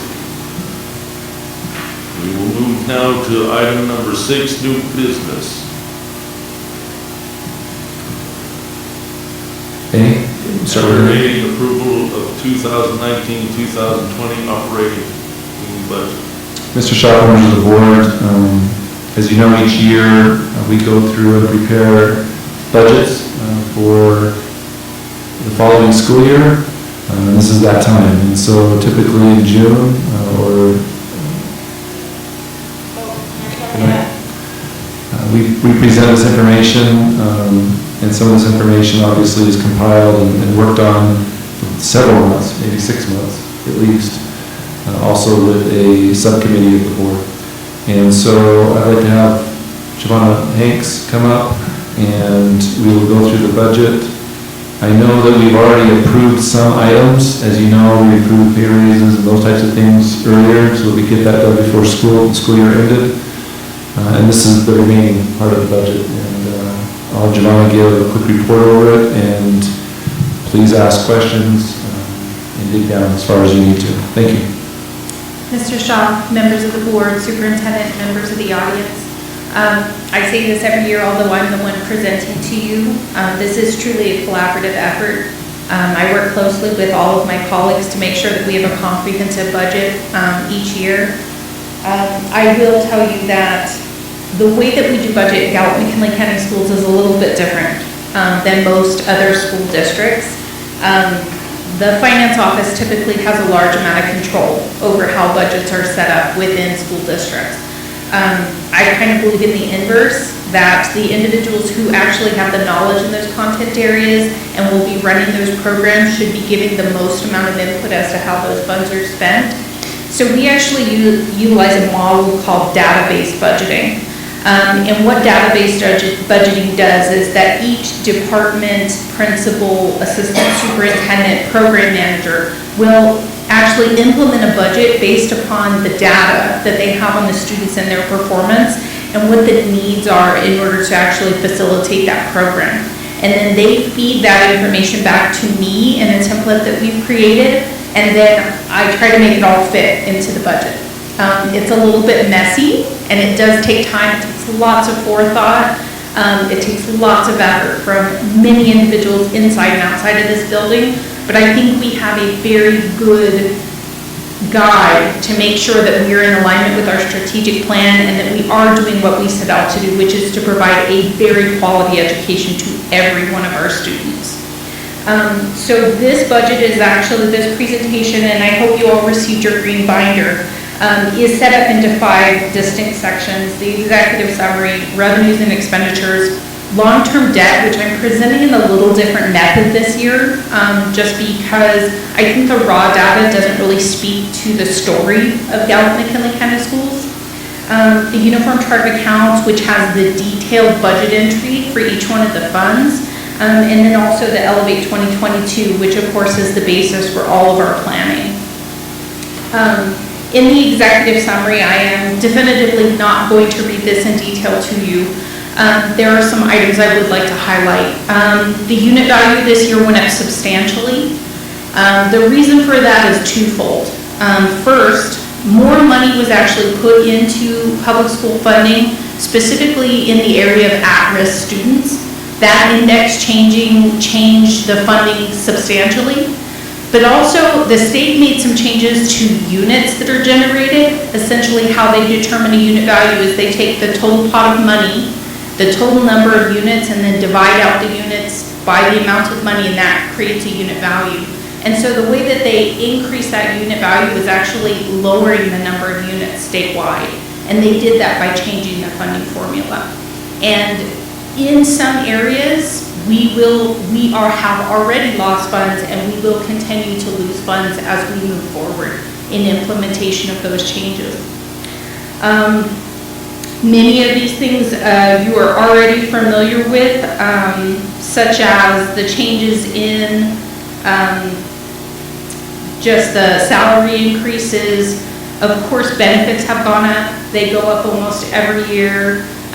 That's just part and parcel with the changing landscape of health, dental, medical insurance, as well as contributions through the educational retirement plan. On page 2 of the budget presentation executive summary, you'll notice I kind of done a little graph that shows the 18-19 basic program units in comparison to the 19-20 program units. And I've kind of put out there special education, fine arts, bilingual, and elementary PE. You'll notice a column called training and experience. And what this funding mechanism used to do was multiply the number of units generated by each of these categories by that additional advancement. And so it would generate more units for us. And the state has actually taken that away. So special education, fine arts, bilingual and elementary PE no longer generate additional units. So they had taken funding away from every one of those programs. Again, that's not necessarily how we fund those programs. We talk to each one of those program managers and based upon the data, determine what do we actually need to run those programs. And then we actually take funding from the remainder of our funds to make sure that these programs run effectively for our students. None of these programs would actually stand on their own based upon the funding that we receive from the state of New Mexico. And we, unlike other districts, don't try to say things like, well, this table is used for bilingual students, so we can fund that table from bilingual. We don't do that. We say that money is set aside for bilingual students, and we will utilize it for staff and supplies and professional development for bilingual. And that's one of the things that is unique to our district is we really try to keep those funds separate so that those students get the services that they need. As many of you know, we have not received rural isolation units in many, many years. And the state actually implemented something new this year called the rural, I'm trying to remember the name of it, rural population units. And they did kind of an interesting thing, is they removed what was called small school size adjustment units from any school over 2,000 students, and they implemented this rural population units. According to their adjustment, GMCS is only 65-ish% rural students. Yeah. How that's even possible, I have no idea, but that formula does not work. And they're actually taking away our small school size adjustments. So any of our high schools that are less than 400 students, any of our elementary schools that are less than 200 students, we used to get a little bit more money because they know that economies of scale, we need a little bit more money to make those schools run effectively. They've actually taken that money away. And so they're doing this multi-year implementation where they're implementing one index and taking away another, and we will lose money.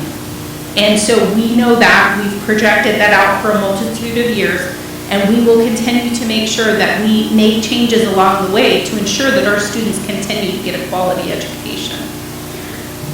I want to interject one thing. When we say that we're losing money in those areas, it doesn't necessarily mean we're losing money overall as a whole. Right. So I just want to make sure that's clear. So if we lose our rural isolation type funding or small school funding, there is another piece of the program that gives us money, and I think we come out, but maybe close to even might lose a little bit. But overall, it's individual funds are going to lose money, but overall, we're not losing money. Sure, and kind of, I guess what I'm trying to say is because they put the unit value at a certain level by decreasing the number of units, we are getting more money. But we as a district always have to be cognizant as that unit value changes and the units that we generate change, how we may need to change in order to sustain a quality education for our students. And that's what you as a board have done, and definitely the superintendent, is this isn't next year's plan, this is the next 5 years plan. You know, that we're making sure that we're making changes to sustain our students over a period of time to make sure that we deliver quality regardless of outside influence. And that's why we've come together so well, especially with the strategic things that have been outlined. As I mentioned, there is the percentage increases. On page 3, there are the several things that we are doing as a district. We will continue to try to increase parental involvement, and that is, of course, through having different events at school sites, as well as making sure that we're keeping our cultural festivals at every one of the school sites, and making sure that our ASCs have a little bit of money that parents decide how it's spent at the school site. And so having that input from parents and that influence from parents is a great thing to make sure that they know that they're essential to their child's education. Language and culture will, of course, continue. Academic achievement, focus on Tier 1 instruction, funding for after-school programs. We have implemented the 2 new pieces of the funding formula, which is the K-5 plus. Previously, it was K-3 plus with the K-5 plus pilot. We have gone with all of our elementary schools K-5, as well as the extended learning, which will add 10 instructional days to the school year for our students. I also kind of wanted to highlight what an amazing job has been done with career clusters. Again, this is me reporting out information from another department, but as you can see from each one of our high schools as we begin our vocational implementation, that each one of our high schools has come up with a cluster of educational programs that can help in the vocational area. I know that this is going to grow. This is really our full force year in actually implementing these programs as part of our career pathways. But I think this is an amazing start. I have a question. Sure. For the clusters, for the vocational clusters, I was wondering how that was produced, because I know like at Tohatchi High, they have their big automotive shop that's just sitting there. They have their big wood shop that's empty with nothing, but yet we're not trying to utilize those buildings and have that within the cluster. So I can definitely defer that to Mr. Harasik if necessary, or Mr. Hyatt. So this first year is kind of a trial year as we work forward to get to the point where we have all students entering a career pathway. And so what we did is we looked at the resources, and when we talk about resources, we talk about the human capital, the staff, expertise, facilities, those types of things, to see what we could do this year as far as implementing the pathways, with the expectation that next year there will be an increase in those pathways.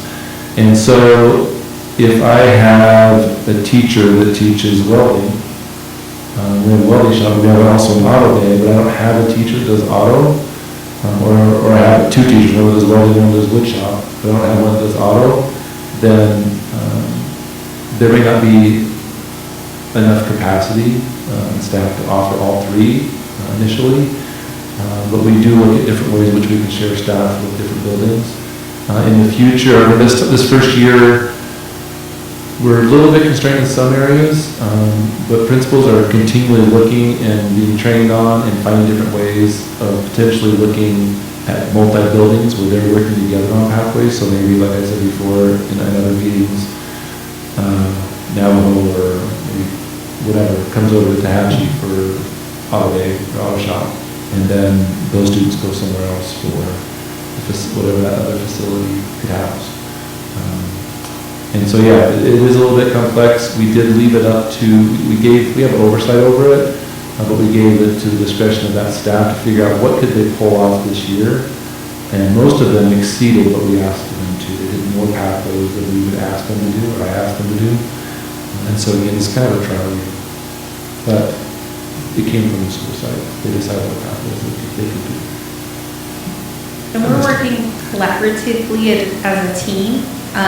Human resources, looking for the human resource management, curriculum and instruction, making sure that we have quality education happening at every school site, and my department as well, making sure that we're putting out connections to business partners, so that, we're looking at the communities that we serve and the need within those communities and trying to answer the need within those communities.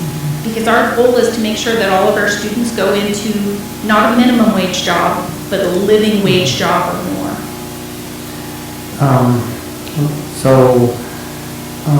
Like SFE, we have them for our food base and stuff. Since we're already partnered with them, wouldn't they be able to teach a culinary class? I don't know. It's a good question. So I will tell you that I actually spoke with Chef Neal, just from the business office, trying to create some partnerships.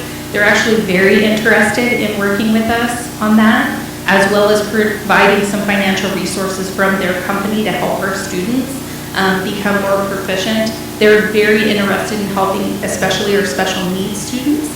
And I know that we actually have some that have already graduated from our high school and have gone to work for SFE, and I've actually asked them for a list of names of students that have actually gone from our high school to work for their company so that we can recognize them at a board meeting. And there's not a full-fledged program where it's a day-to-day or week-to-week type program at SFE, but they have provided where they have students come into the kitchen and where they go over and explain what happens and those types of things. But I think you're right in that it can and should be expanded. Our full-fledged programs, we actually have a teacher that we hire for those schools that have it, and they teach a culinary program. Thank you. One of the things that I would like to add to that, I know we kind of discussed it before, and I don't know if we could, make it a formal committee or a formal task force, that I'm going to use a task force now. We said, like what Kevin said, they've got an awesome automotive place in Tehachapi, and it's not being utilized.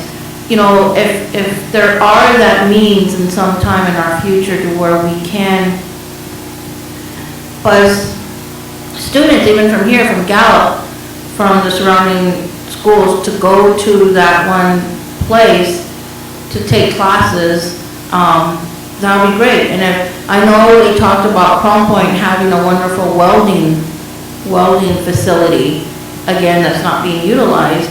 Instead of everybody always coming to Gallup or to CTE, is that right? The one? CCTE. CCTE at UNM. I think we have the capability one day, hopefully soon, to start utilizing these places that cost, I'm pretty sure, thousands of dollars at one point for our school district, and I just hate to see them sitting there without it being utilized. And I think we need to start working, and there was even discussion of Gallup Central being transitioned into a career readiness facility, or the one at UNM. So I just think, we need to start, also utilizing those other opportunities that we have available in our district. Just one quick addition or one quick comment on that is Crown Point, we do offer welding program. Miss Reed is the instructor out there. So we already utilize that facility, but I understand what you're saying, that we do have some places around the district where there's a full-fledged shop of some sort that's not being utilized, whether it's due to need or whether it's due to capacity. And the only other thing is, as we move forward as a district, a little bit of flexibility in what we choose to do. I mean, even if we have a full-fledged shop, if we're not able to get students into a career that are going to be living wage jobs, because auto mechanic in the last 10 years has changed dramatically with the introduction of electronic diagnostic in vehicles. And so, the board being flexible, that's when we come and say, you know what, we might need to surplus this so that we can buy something else so that these kids can become actual technicians, not mechanics. And that's what we're looking at. We're looking at the resources that we have and how we can best leverage those in order to, again, minimum wage jobs, there's nothing wrong with those, but we want living wage jobs for all of our kids. I'm so glad you said that, because one of the things that I went to visit our construction, and they're on the list. The room wants to do architecture and construction and start implementing that. But our construction, I don't know what it's called. I think they are called construction shop is so outdated. There's nothing technical there. There's nothing. You see the stuff that my uncle uses, and it's still hammers and saws out at the room. And they don't, like you said, they don't use that. So where are we also going to get that funding to help our kids get or our staff, our schools, to get the technology that you are right. is going into that realm. Everything is computerized and everything is measured with a laser now, that we don't even have that capability. But our schools don't have that equipment also. And I'm never going to be able to compete with the private world, but darn it, I'm going to try. So we got $75,000 from Marathon Petroleum, and some of that will be going to the construction program in Peru, and they're actually already ordering the equipment, as well as money being dedicated and set aside within this operational budget for the purchase of upgrades that we need at various locations. And Carrie Lovato is actually heading that as the individual over-career pathways for vocational. And that's kind of what I mean about that give and take, about me going to that program and saying, what do you guys need? Within reason, I'm never going to be able to compete with the private world. But what can we do this next year with the money that we have to get these programs truly up and running? And they're already working on it. And can I guarantee you that within 3 months they're going to have top of the line? No, but we will have some new items in it, so that kids can see what the future has. Our Carl Perkins funding is working that way. That's why we've set aside money in operational just to buy the recurring supplies, the consumables, so that Carl Perkins money that we get from the federal government can be used to buy new and innovative things. What was that? I'm sorry. What was that, 75,000? It was from Marathon Petroleum. It's fund number 29102. And that's actually already been divvied up, and schools are already ordering the equipment for the next year. And I would add, it's not that it's going to take time to get some equipment, but the way pathways work and what the industry is asking for are skills. And so company doesn't say, I want to make sure that this student coming to apply for a job can operate this specific machine. Now that doesn't mean that we don't want to get machines that are more updated to do the work and help students learn how to use those, but they're really looking for skill base. And so the idea is to make sure that a curriculum is including skill development, not necessarily specific technical ability. But yes, please be assured that we are taking those things into consideration where we can, where we do need to revitalize some areas. And again, we may come to the board and say, look, this stuff all has to be surplus, where it's not going to be able to be utilized. Another thing that I wanted to talk about is just the various teachers that have been implemented in this. There are 19.5 vocational teachers allocated district-wide. That's our in-house teaching staff, and you mentioned earlier that we do have some CCTE courses that go on at the university, so we're able to leverage those types of activities as well for these programs. All of our elementary schools will have a fine arts and a PE teacher. Every school will have a Navajo language and culture teacher and or a bilingual teacher based upon the size of the school site.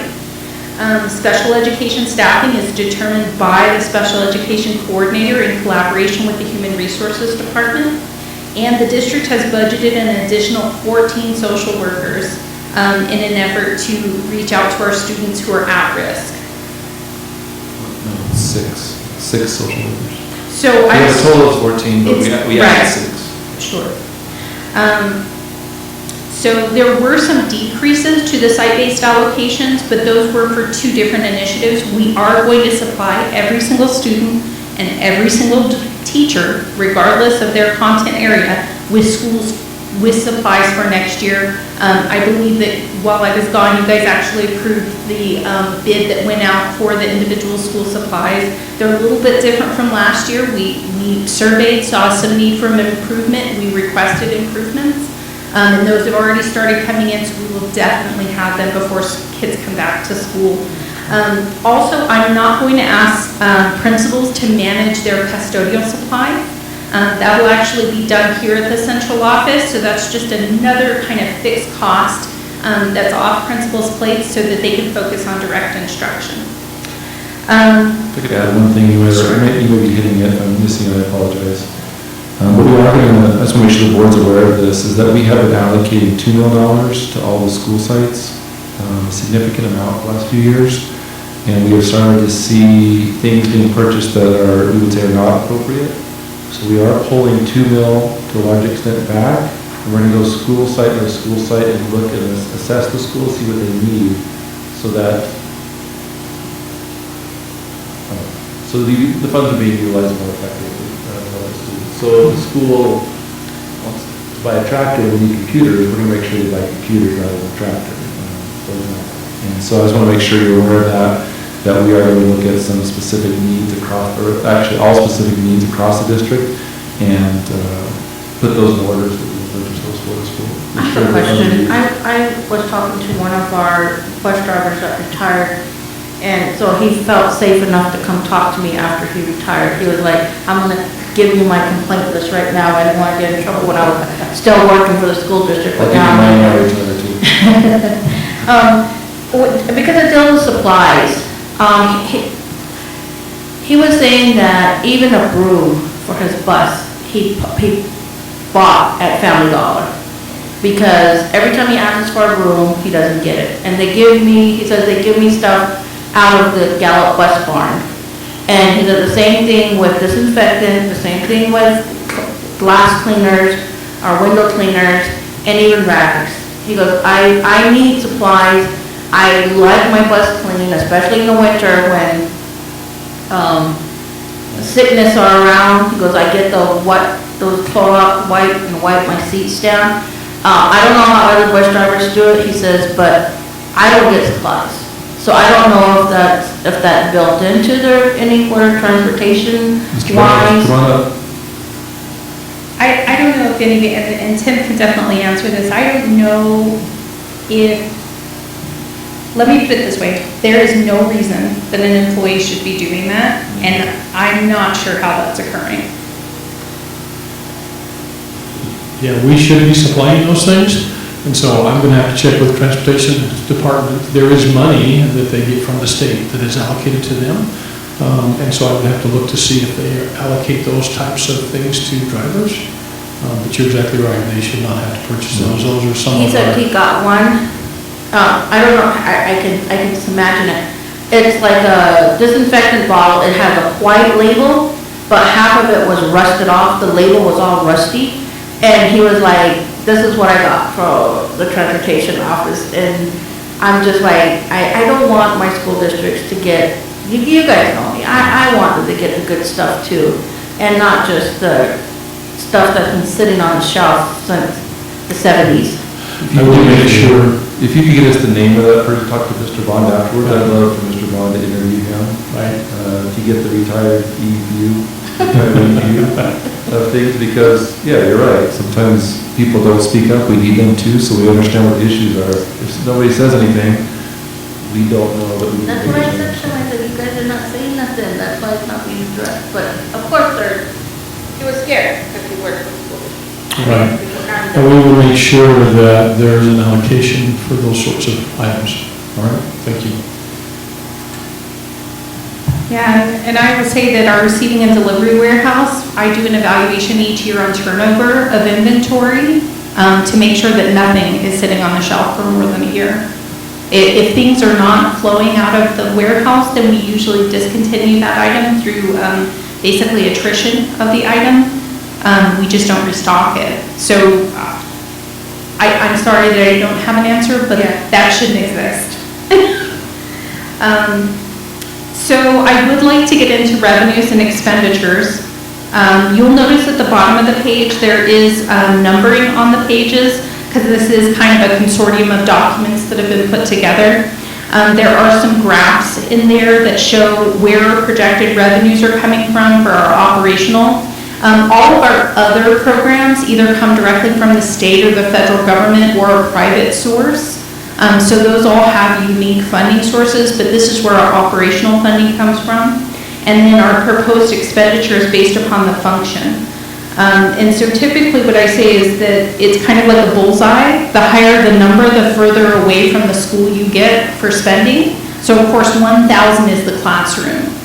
21 is guidance counselors, 22 library evaluation, 23 office of the superintendent, that also includes legal fees for the district. Function 24 is office of the principal of the school site. 25 is here at central office. 26 is maintenance and repair of the school, custodial, those types of activities, as well as our E-rate dollars flow through there. $2,700 is if there are any additional costs related to transportation that our state allocation doesn't take care of. This year, this is a little bit higher because that's also where we'll pay for our transportation for our K-5 plus kids. $2,900, the school district is required to pay out some additional charges for some of the funds we receive, specifically Medicaid. That's one of the ones where we have to pay a fee to the state to actually receive those funds for processing. $3,100, again, if we have any over expenditures or retiree of employees and payout of sick leave. And then $3,300 is our joint powers agreement with the swimming pool.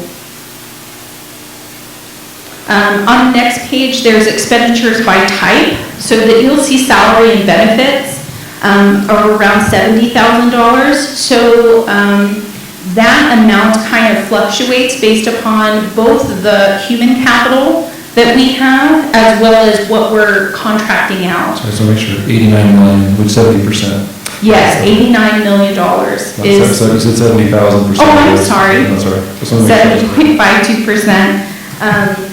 And then you'll also see purchase professional services, purchase property services, other services, supplies, equipment, and then emergency reserve and other liabilities. So a good portion of our budget does actually go to pay the salaries and benefits of our staff.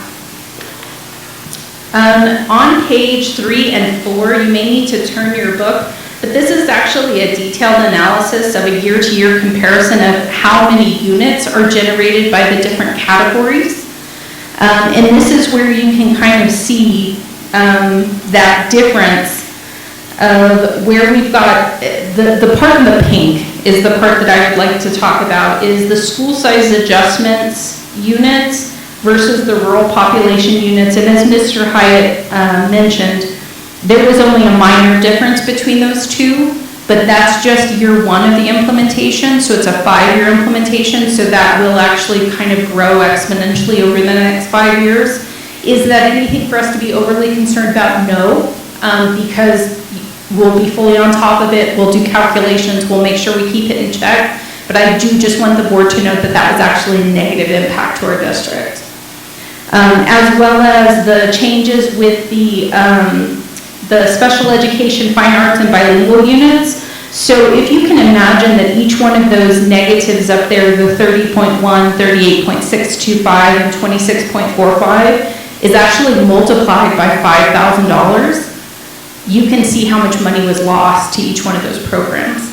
And that was because of the change that the state made. Additionally, there was a change in the blue highlighted. So they are phasing out what was called the Training and Experience Index and actually implementing in Teacher Cost Index. So one of the things that they're doing is they're no longer actually counting the training and experience of social workers, guidance counselors, librarians, those skilled staff members within the funding formula. They're only going to count the training and experience of teachers. And that will also have a negative impact. And that was kind of the intent of all of these changes, to reduce the number of units statewide in order to increase the unit value.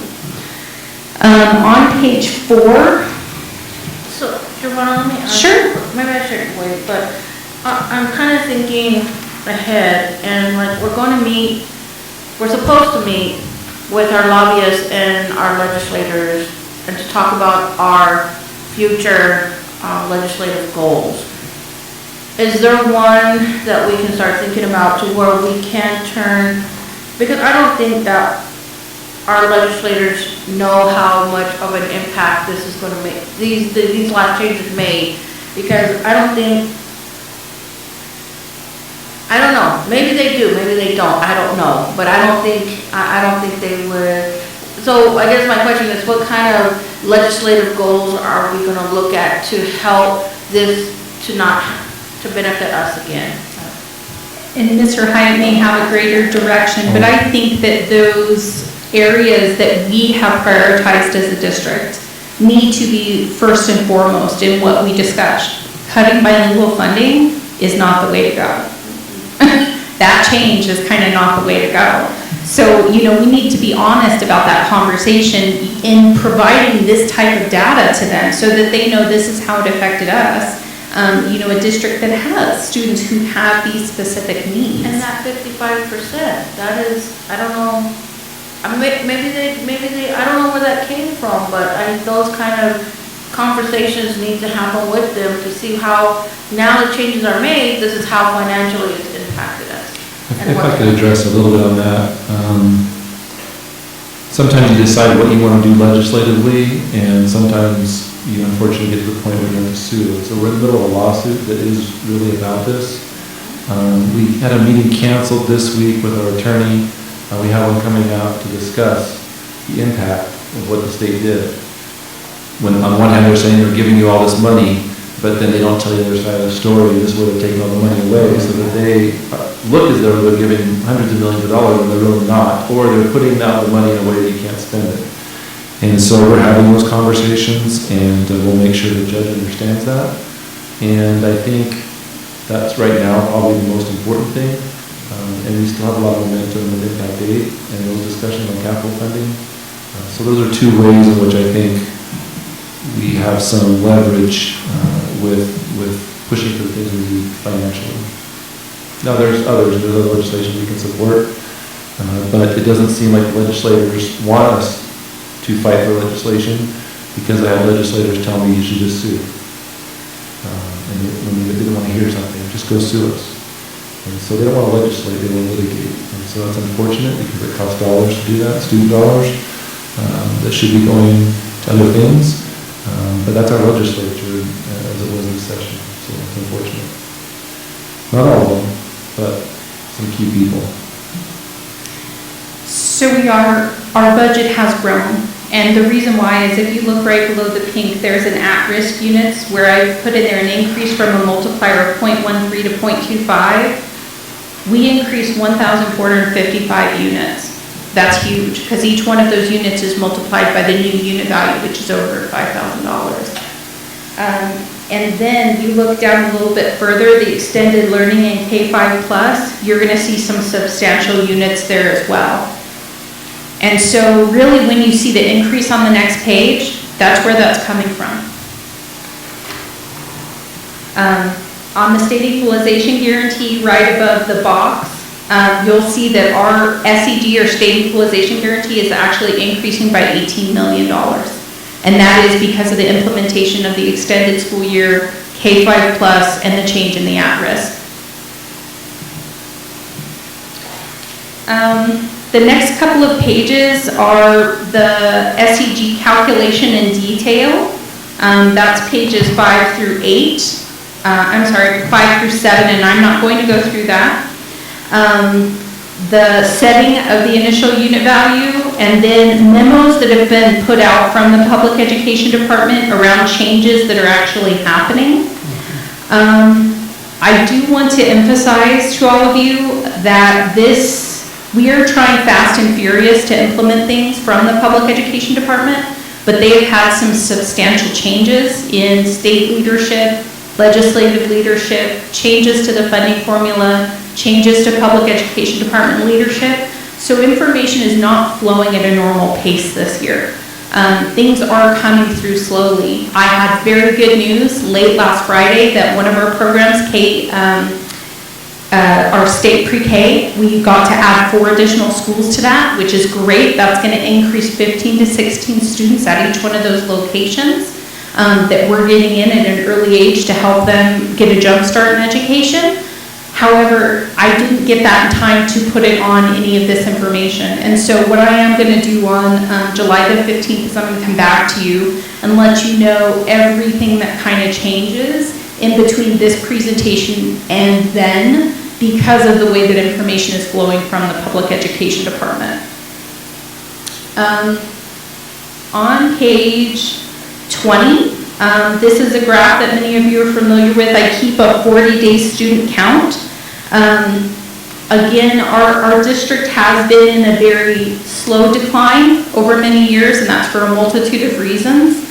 I have also included this year, number 21, So on page 21, this is part of the census information, the population growth rate from McKinley County, and this is from the census data, showing a negative growth rate for the past 2 years, as well as the current poverty level that McKinley County has. We are the most impoverished county in the state of New Mexico. We have not seen a substantial amount of economic growth in several years, and the closing of the mines and other major industries has led to a decrease in population, especially in our county areas, where people are having to go to different centers in order to find work. Hopefully this is not something that continues in McKinley County. I've heard some great things from the Navajo Nation, from the local Gallup Economic Development Center, from various entities. I hope that this is something that McKinley County turns around eventually. Sure. Did we ever get that, the money that they swept, the cash thing back? Did we ever get that? We got part of it back, and that's what we gave out for the bonuses last year. So how much Or did the addenda that we gave out around Christmas time. how much did we get back out of? Wasn't it like, It was 700-something we got back. Yeah. And it swept like 1.8 million or something. like 3 million, wasn't it, or something? Yeah, in various phases. They gave us some money back for special education, repurposing. They also gave us some of the money back for sweeping, and we turned around and gave that right back to our employees, because them sweeping that money didn't allow us to increase our raise percentage for that year. So the board was very, very, very good in returning that money to our employees. And do we still have money in our rainy day fund? Yes, the $3 million is retained. Mm-hmm. And is there any way we could put more in there, or are we just gonna leave it at the 3 million? So I'm not recommending that at this time due to the variability of those 2 new programs, K-5 Plus and Extended Learning. So those units that are being generated, I won't know a final number on those until August. And so that's why I didn't bring forth a recommendation for an increase. Once those units have stabilized, if the superintendent approves such a change, I will bring that forward to the board. Some of these things that are kind of been given to us are not guaranteed. And that's why you'll notice specifically on that detailed state equalization guarantee, there are some line items in red where they've stated that if they run out of money, they're just gonna not give us the money. So, is there a maximum that we can set aside for the rainy day fund, and then otherwise they take it? I mean, because once it's set aside, they can't take it on, or can they? So they can still sweep it. We can have up to 5%.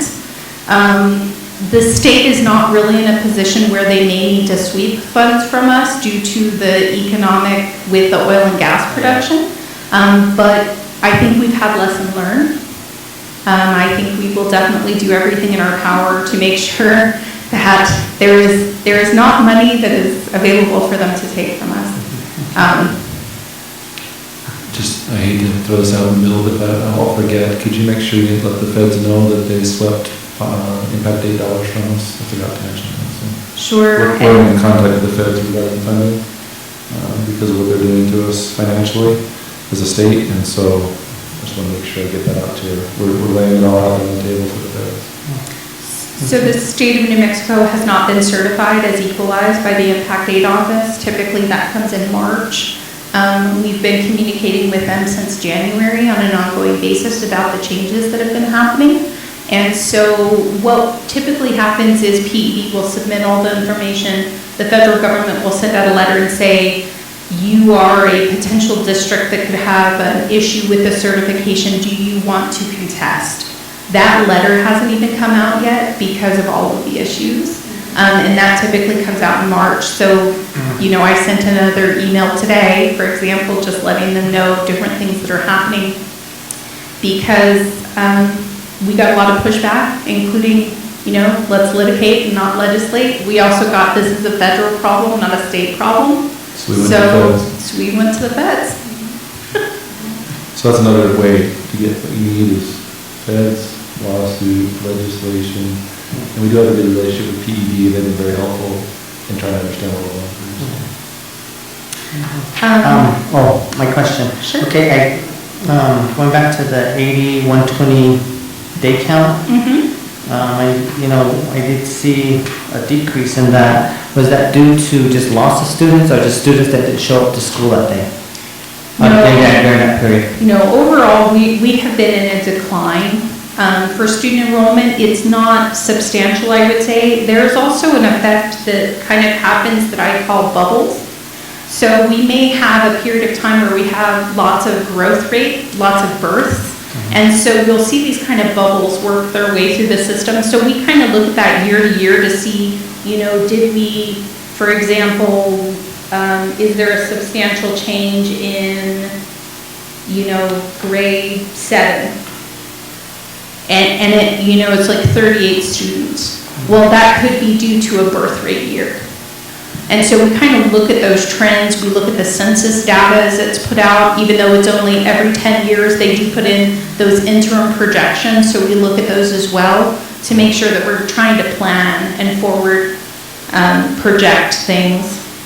And just a reminder, a couple of years ago, there was a study that came out, I think it was through our Funding for School Construction, I believe it was, that said the actually it was 2 years ago, two leading factors of why we're declining are birth rate and economic issues in the county. It's not students just leaving for the sake of leaving the school district. It's for economic reasons or there are students because of birth rate. And that is why I included the census data, looking at that. Page 22 to 24 is our official certification of tribal consultation. That's in collaboration with Dr. White and her team that does an amazing job working with our tribal counterparts, as well as the superintendent. Page 25 to 34 is just a copy of relevant legislation that is the actual statutes that were adopted related to funding. Behind tab 3 are long-term debt. So this is kind of a new form. I haven't presented this to the board in this way before. I just kind of wanted to lie out how in debt we are as a district. So this debt is going to exist long after I'm here, unfortunately. Hopefully, if we are successful in changing some of the funding formulas, this won't be as dramatic for future generations as it is for us currently. But just looking right now, we are currently in debt just under $60 million.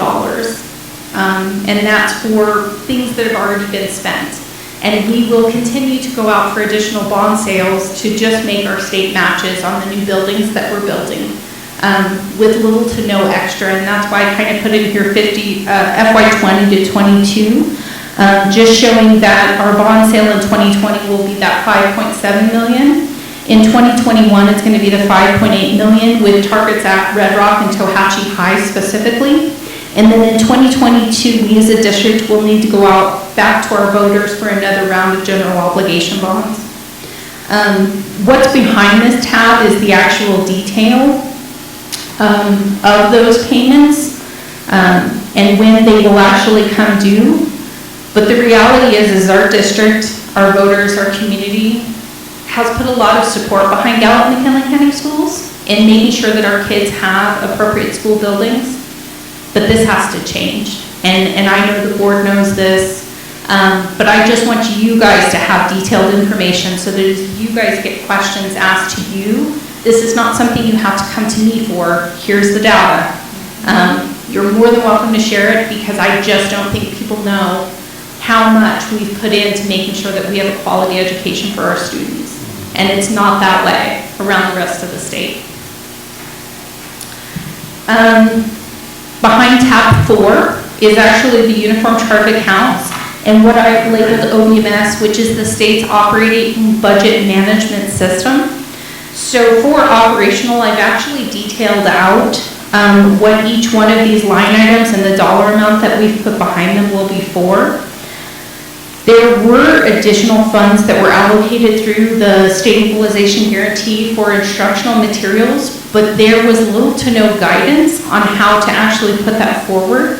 So we have set aside money for additional instructional materials with both Mr. Harasic and Dr. White collaborating in order to let me know where we need to target those funds, especially towards our culturally relevant materials that need to be implemented into the curriculum. And that doesn't just mean a textbook, it may be software that we purchase to help facilitate students.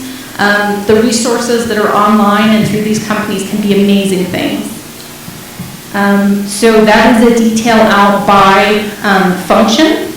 And then also on page 4 and 5, I've detailed what each one of the functions kind of incorporates so that you kind of have a key. I've included the school calendar that you've approved, and then all of the certifications that we've made through the public education department stating that we did give the raise that we stated that we would. And so that actually involves a detailed analysis of contracts this year compared to contracts next year by employee. And that's actually something that I do just to make sure that every employee is receiving an appropriate contract. And that's also in collaboration with the Human Resources Department. Those are all the documents that are on through page 15. And then pages 17 to page 37 are the formally adopted salary schedules. Again, this is just a lot of information for you guys to have ready at hand in case you get questions. And then pages 39 through pages 120, these are the actual detailed entries of each budget for each one of the different funding sources. So, you know, if you have a question on, say, transportation, which is Fund 13,000, it's on page 51, you can kind of go through and see what each one of those, how those funds were allocated this year, and then what they're projected to be for next year.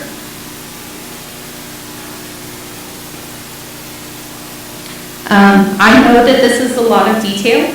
I do like to be transparent with the board. This is for you to look at and ask any questions that you like about any of the budgets that were submitted. These are, again, database budgets. So each one of these budgets were actually submitted to us, and in that it states how the funds will be utilized through the Uniform Chart of Accounts Code, when we anticipate spending them, and who we anticipate spending them with. And so it's kind of this an accountability cycle, so that if the superintendent comes to me and says, you know, I want to look at this specific fund and see where we are on spending, I can say, we've spent this, and then this money is set aside for June summer school. So this money is going to sit there until next June. And so he can feel assured that our funds are being spent appropriately. And then 5 is the strategic plan that's been approved by the Board of Education. This, of course, has been implemented in every part of the budget to ensure that we are focused on a direction for the school district to ensure quality education. Were there any additional questions you have?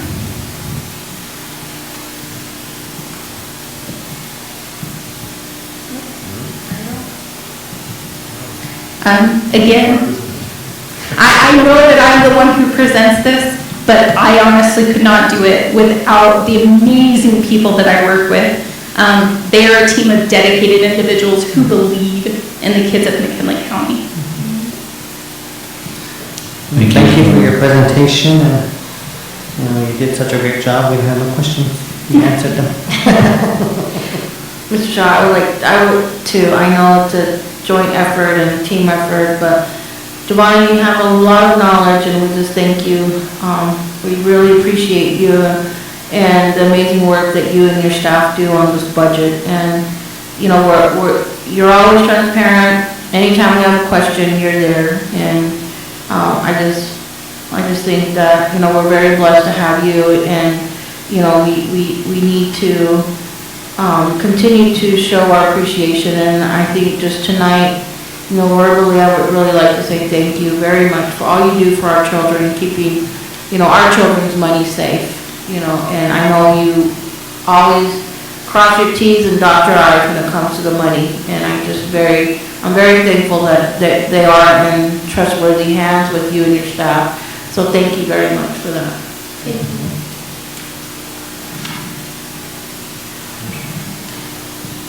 Do I have a motion to approve the budget? Motion to approve. Second then? I'll second. Roll call. Mr. Mitchell? Yes. Ms. Manuelito? Yes. Mr. Shaw? Yes.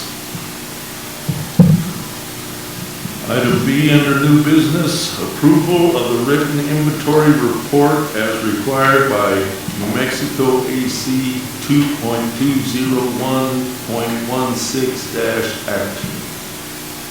Mr. Shaw, members of the board, we'll have Giovanna Hanks and also our Director of Special Education, Mr. O'Brien. Want to come up in case there's questions that you can answer also. We appreciate their work also in getting things together in a timely manner. Sure, so this is an annual certification. We bring to you on a periodic basis anything that we want to surplus. We send that to the Office of the State Auditor. Each year, what actually happens... Sorry, I thought that was C. I apologize. But you can stay up here, Mr. Owen. Well, John can attest what a pain I am about making them scan all of their equipment. So what you guys may know is there's actually individual barcodes on all of our equipment and what we call potentially high theft items. And so each year we send out scanners and they have to actually physically scan those documents to make sure that those documents stay within Gallup McKinley County Schools to protect them. And then each individual program manager will actually attest that they have physically certified that those items are there, or they have sent them in for obsolescence, so that we can either destroy them as necessary or potentially sell them. And so this is just an annual certification that's required that you, the board, have been presented with lists for obsolescence or surplus sale. Mr. Shaw, go ahead, motion to approve. Okay, do I have a second? Second. Roll call. Mr. Mitchell? Yes. Ms. Manuelito? Yes. Mr. Shaw? Yes. Item C, approval of the per pupil expenditure policy adopted under D-2150. Mr. Shaw, members of the board, yes, I was really excited for this one. So now we have Mr. O'Brien. Oh, it's still not? Oh, never mind. I'm really excited for D. I want to hear Mr. O'Brien speak. Again, he can attest that I'm kind of a pest on this. So with the Every Student Succeeds Act, there is a requirement that district adopts a way to allocate out expenditures by a per pupil measure, and that those per pupil expenditures will be reported on our report cards. And so we, for the most part, try to direct expend. So if it's expended at a specific school site or for a specific subgroup of students, we already track that. But what this will actually cover is expenses that are not directed at a specific student or school site, such as my salary. And so what we've said is we'll take the amount that's spent at this oversight level and divide that by the 40th day MEM. And the 40th day MEM has been chosen because federal funds are based upon the 40th day membership. And so in order to keep us in alignment with all of our 40th day counts, I chose the 40th day for our per pupil expenditure policy. This is a new requirement. Instead of creating new board policy, I've actually aligned it under D-2150, which is the oversight of the board on financial control. So that we don't adopt new board policy, we just adopt a sub-policy that directs towards board policy. Any questions? Do I have a motion? So moved. Do I have a second? Second. Roll call. Mr. Mitchell? Yes. Ms. Manuelito? Yes. Mr. Shaw? Yes. Thank you. Okay. New business, D, approval of the 2019-20 special education budgets and IDEA B application. Mr. O'Brien, if you just give a brief summary of what you have for us today. Absolutely. And then we'll take questions. Thank you. Sure. Thank you, Mr. Hyatt, members of the board. And Giovanna's not a pest, by the way. Giovanna has done a great job providing guidance to a rookie budget manager this year in terms of making sure that we're expending budget with special education funds accurately and appropriately. So there are 5 major budgets that we oversee, plus there are what used to be called RDA grants, which have transitioned to RAMs, which are reading and math success for students. Those are grants that have been reduced as well.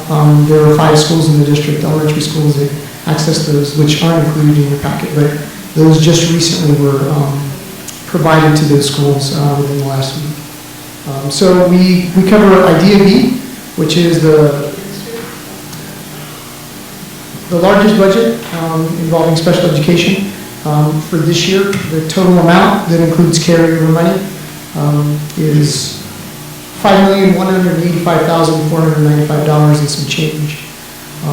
We have had a number of years of carryover, which provides some challenges for our special education budgets in making sure that we're expending that money in appropriate means and manners.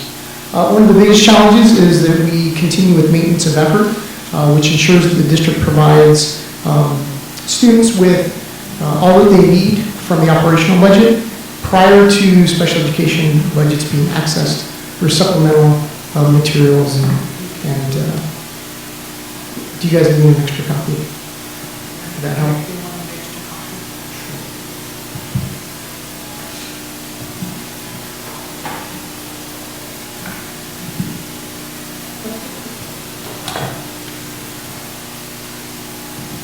One of the big changes with procurement requirements is that in the past, special education budget could be managed directly from our home office. And out of those line items, we would distribute funds for teachers and students specifically. The requirement now is that we're identifying where that money goes per school, which is a much better way to track how those funds are being allocated to each of the schools within the district. This year we planned some specific things in terms of community-based instruction, in terms of teacher allocations for supplemental supplies and materials, and some professional development that will be going toward the teachers. The idea is to get as much of that money into the hands of the students or impact of the students as much as possible, which would include things like professional development for our teachers.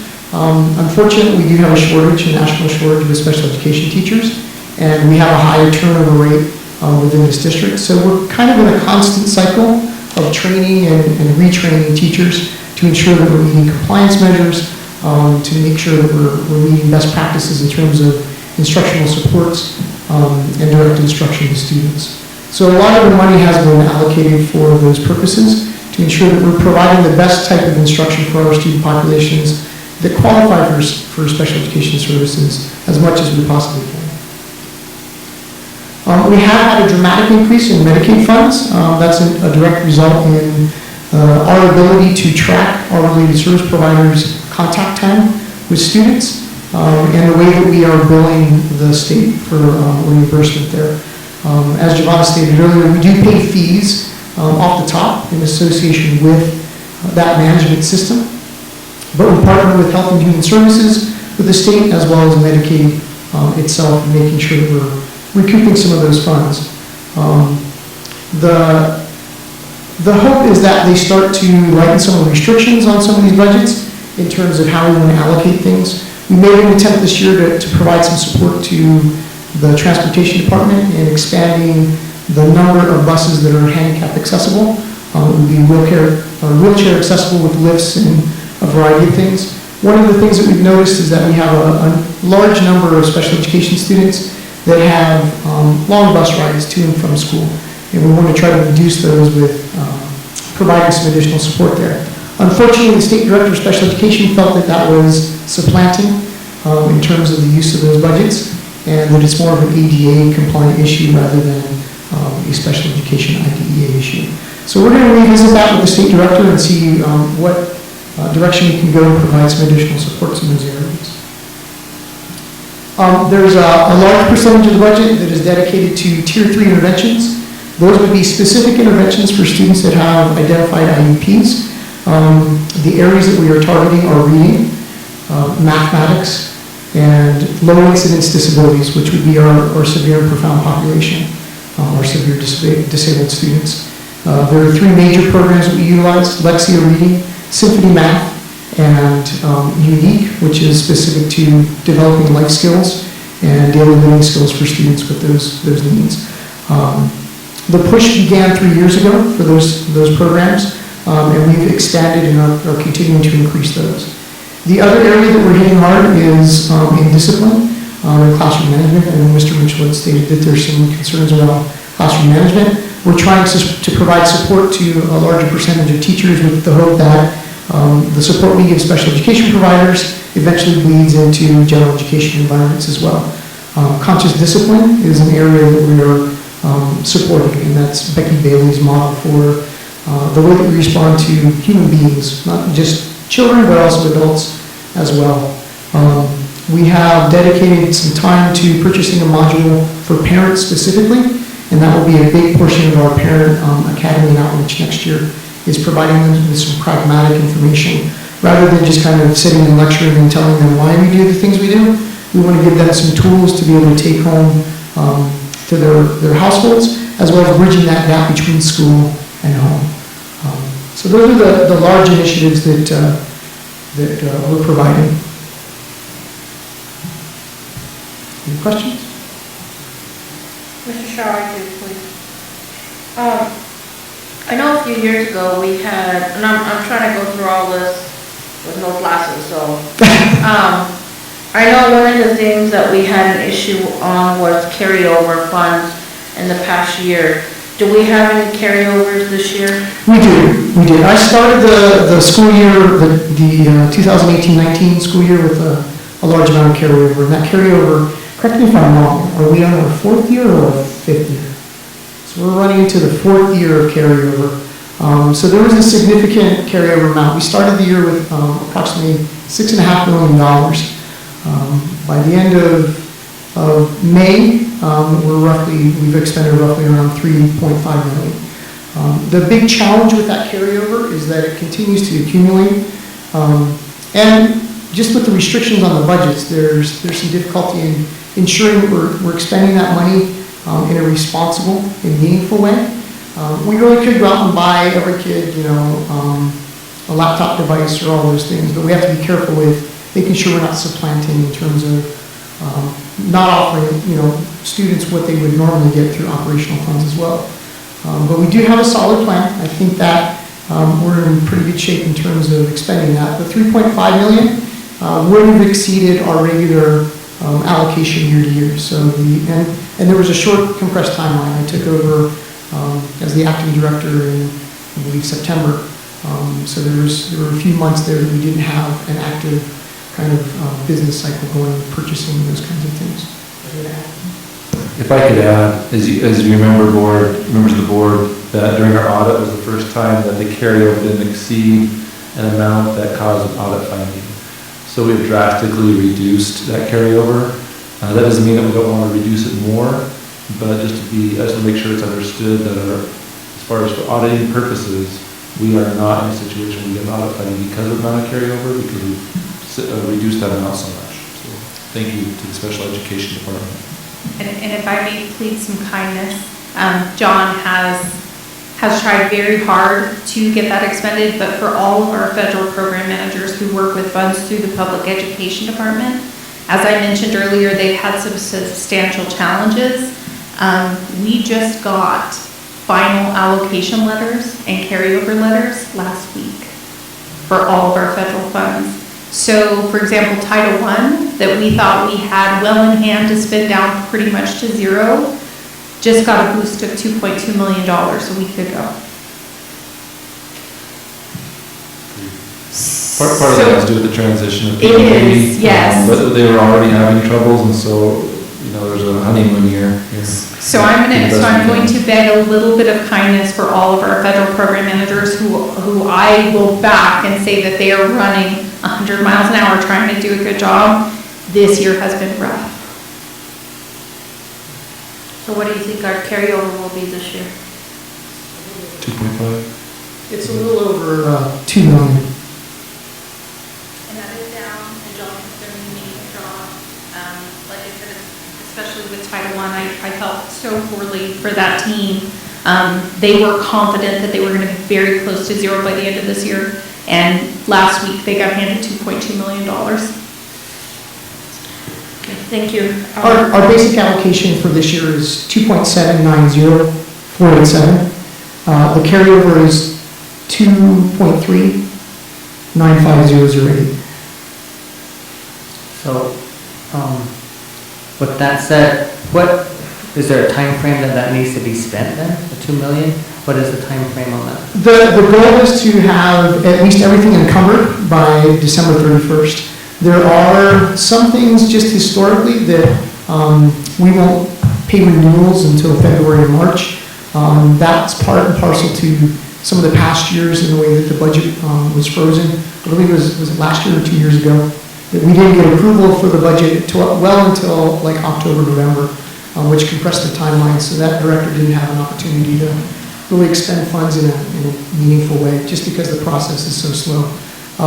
But we've got it planned. We have things kind of lined up to where we have things at least planned for encumbrance by December 31st, if not expended by that time.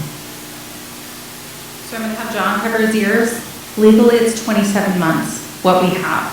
So first year, second year of carryover, and then 3 months to liquidate.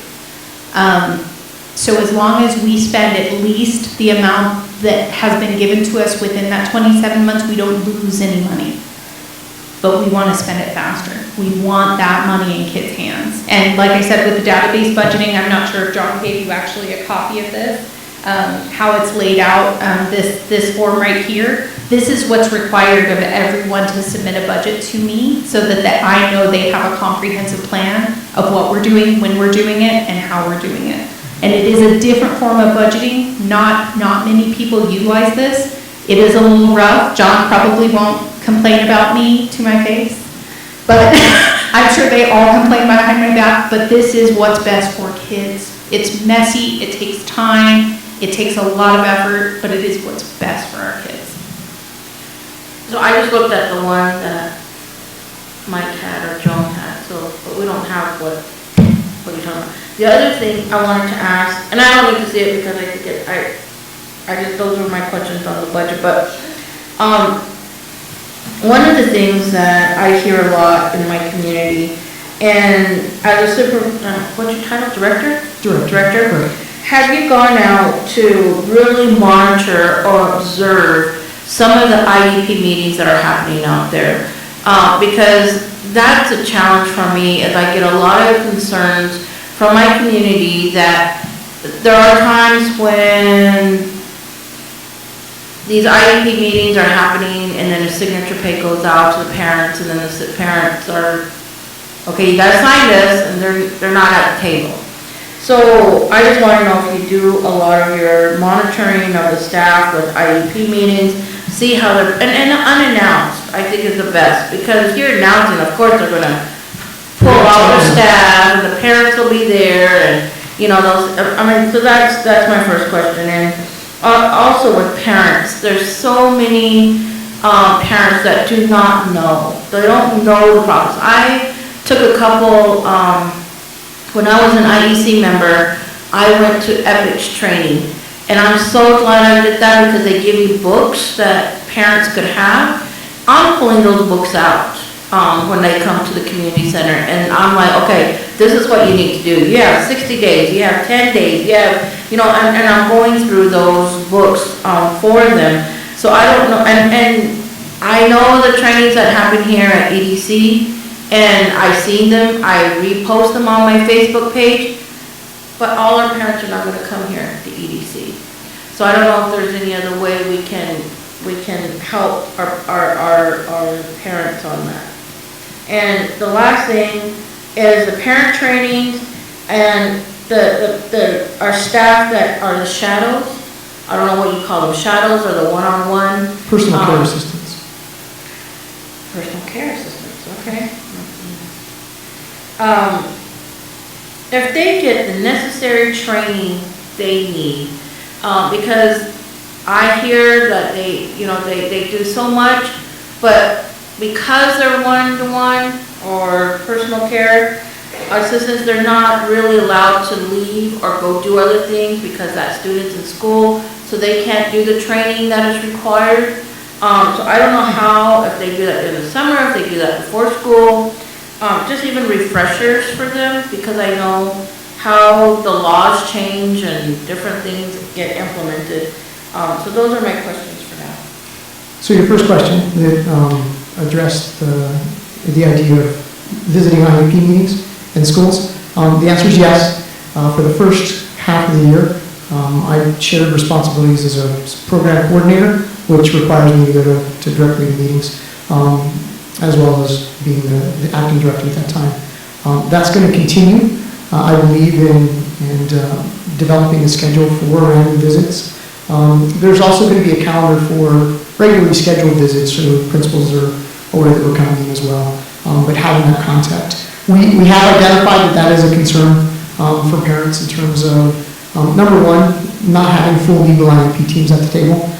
That's definitely a compliance measure issue that we are working to address. So part of that's being addressed through training, both with principals and with their staff, to ensure that they're making sure that they're providing due process for students and for parents appropriately. The second question, remind me. What With the parent training, and then the Parent last one training. with the shadow training. Parent training, we are refining our approach to that. Part of the challenge with that is, like you said, folks wanting to come and take the time. We always compete with other things like athletic events and dances, other activities that students would participate in that we have a difficult time. We do cater meals. We've made a shift from having those parent academy meetings in the afternoon at lunchtime to the evenings, so that we can allow for more parent participation. We've seen a slight increase in our attendance, but it's still not to the level that we would like it to be. One of the things that I've done late in this year is that there is an autism parent support group for McKinley County. They've actually increased their numbers, and we're partnering with them next year to help target some of those things. Part of some of the budget that's been allocated is toward bringing in experts within our district to partner with us in specific areas of disability. One of those is autism, which is an area that I think we've struggled with in the past and that we want to make improvements on. So we have several individuals that will be coming and providing some supports there around autism spectrum disorders, as well as behavioral supports both at home and in school. And the hope is that with partnering with those people, we'll draw more people into those activities. One of the big changes in terms of training overall, and this is for teachers, educational assistants, which would be program assistants and personal care assistants, is that we have implemented what's called our Summer Institute for Special Education. The first go-around was last July, which was 5 days of 8-hour training. So we provide compensation for those teachers to come spend some time with us before the next school year starts to get them prepared for just basic special education things, but also specific things to implementation of IEPs, what inclusion in classrooms should look like, what a low incidence classroom should look like. And this year we have a keynote speaker that's coming from Maryland, the University of Maryland, Dr. Andrew Eagle, who worked with the state of New Mexico and with our district for a number of years providing support to autism spectrum disorders. So we're really trying to refocus and refine what we're doing in terms of support. As far as the PCAs not having access to training, we provide a variety of training opportunities, some in the summer before they enter school. But we also have a series of trainings, after-school trainings throughout the year that we do. We target different grade levels. We usually do elementary on one day, a Tuesday or a Thursday, and then secondary on the other days to kind of refine and focus the content for those trainings.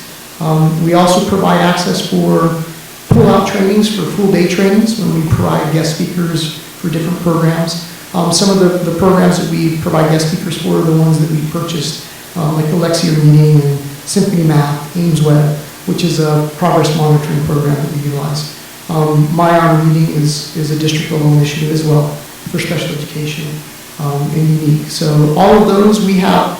Part of what we purchase is professional development with those programs, so that the people that design the programs are actually delivering the content.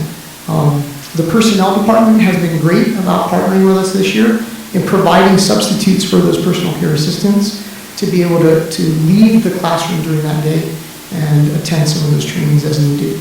We try to minimize that as much as possible because our first obligation is to that student in the classroom, and we want to make sure that those students have the appropriate care.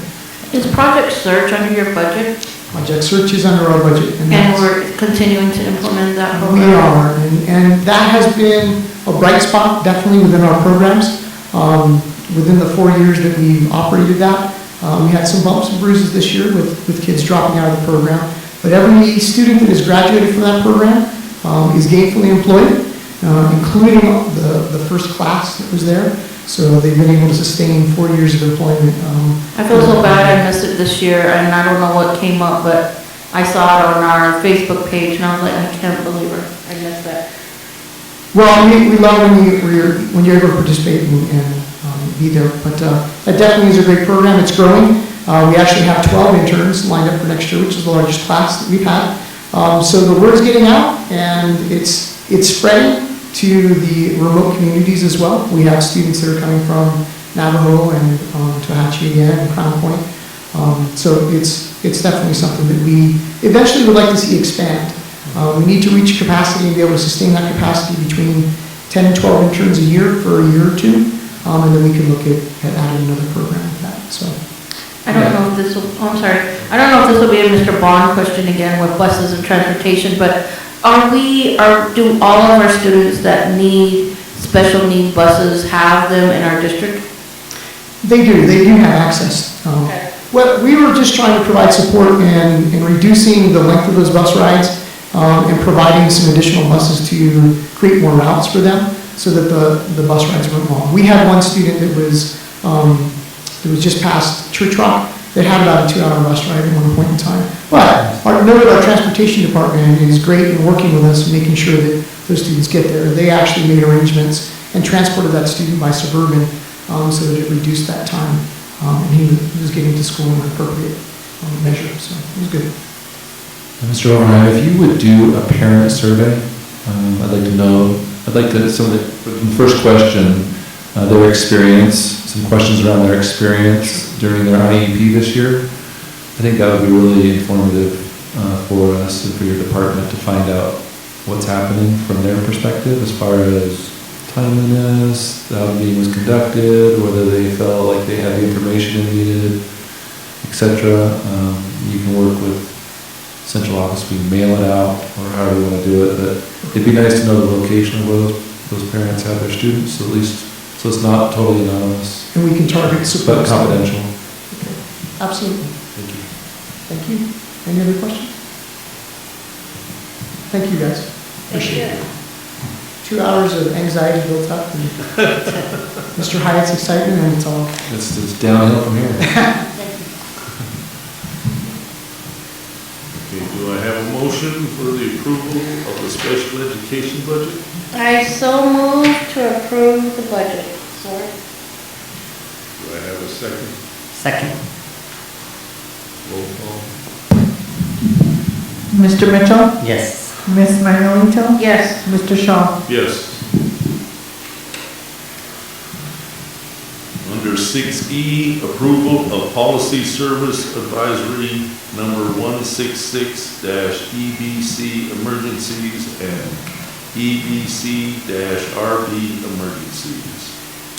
Mr. Shaw, members of the board, as you know, we have a policy service that where we house our board policies online, and we pay for that service, and the service also provides that when there is legislative changes, that our board policy is automatically updated and looked at legally before it's recommended to the board. And so we recently, because of the legislative session, received 2 policies that needed updating, so I'm bringing them to you for your approval, so you can report back if you guys do approve that those changes are made on our website, our policy service. And so there's two today for you to review and to vote on. I'll cover both of them really quick, and then you can do your motions however you want to for approval or not afterwards, if that's okay. The first one, E0550, has to do with the emergencies. In these, it's underlined or for the changes that are being added. It's crossed out for the things that are being deleted. And so on this first one, there's a section that adds active shooter as far as being considered as an emergency by the state. And also it adjusts and adds what kind of drills are required by the state. For active shooter, you can read that. They crossed out part of it, and then they added some underlying part where it says during the first 4 weeks of the school year, each school should conduct one shelter in place. So that's new. That includes preparation to respond to an active shooter, one evacuation drill, and 2 fire drills. Originally, I believe it was, I thought it was a fire drill each week for the first 4 weeks. Did they change that one also? It used to be, not anymore. It's 2 fire drills. And so this is, Up the first sentence. yeah, there it is, okay. So what they did, it used to be fire drills, now it's more inclusive of other drills that are necessary. So you can see that, just again, it updates according to legislation. Any questions on that one, for the next one? Okay. The next one has to do with career technical education, work-based and career training, which is easily going to be taken care of with our move, with our strategic plan Elevate 2022 to go towards career pathways, where students are required to have a work-based or career technical education course that meets state standards.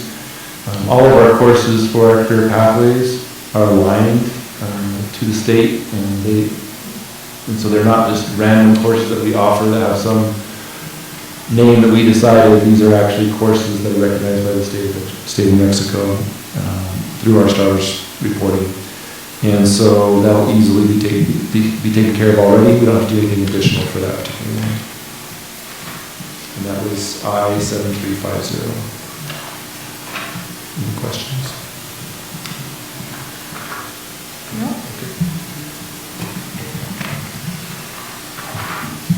Do I have a motion for approval of policy service advisory number 166-EBC emergencies and EBC-RB emergencies? Motion to. A motion, do I have a second? I'll second. I'll second. Mr. Mitchell? Yes. Ms. Manuelito? Yes. Mr. Shaw? Yes. Okay, the next one is the approval of policy advisory number 183-IKF graduation requirements. Motion to approve. Have a motion, do I have a second? Second. Roll call. Mr. Mitchell? Yes. Ms. Manuelito? Yes. Mr. Shaw? Yes. Okay, that concludes board. So do I have a motion to adjourn? I would like to make a request for the upcoming next board meeting. We need to add our leadership conference to the next agenda, please. And with that, I will motion to adjourn, please. What's the date on that?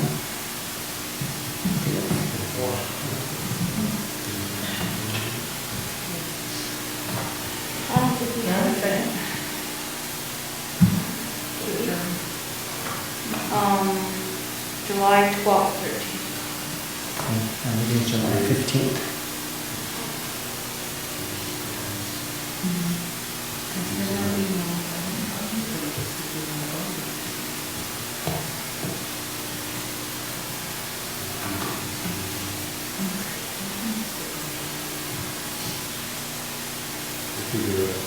Do I have a Okay. second? Second. Roll call. Mr. Mitchell? Yes. Ms. Manuelito? Yes. Mr. Shaw? Yes. Not. We are 9:05. adjourned.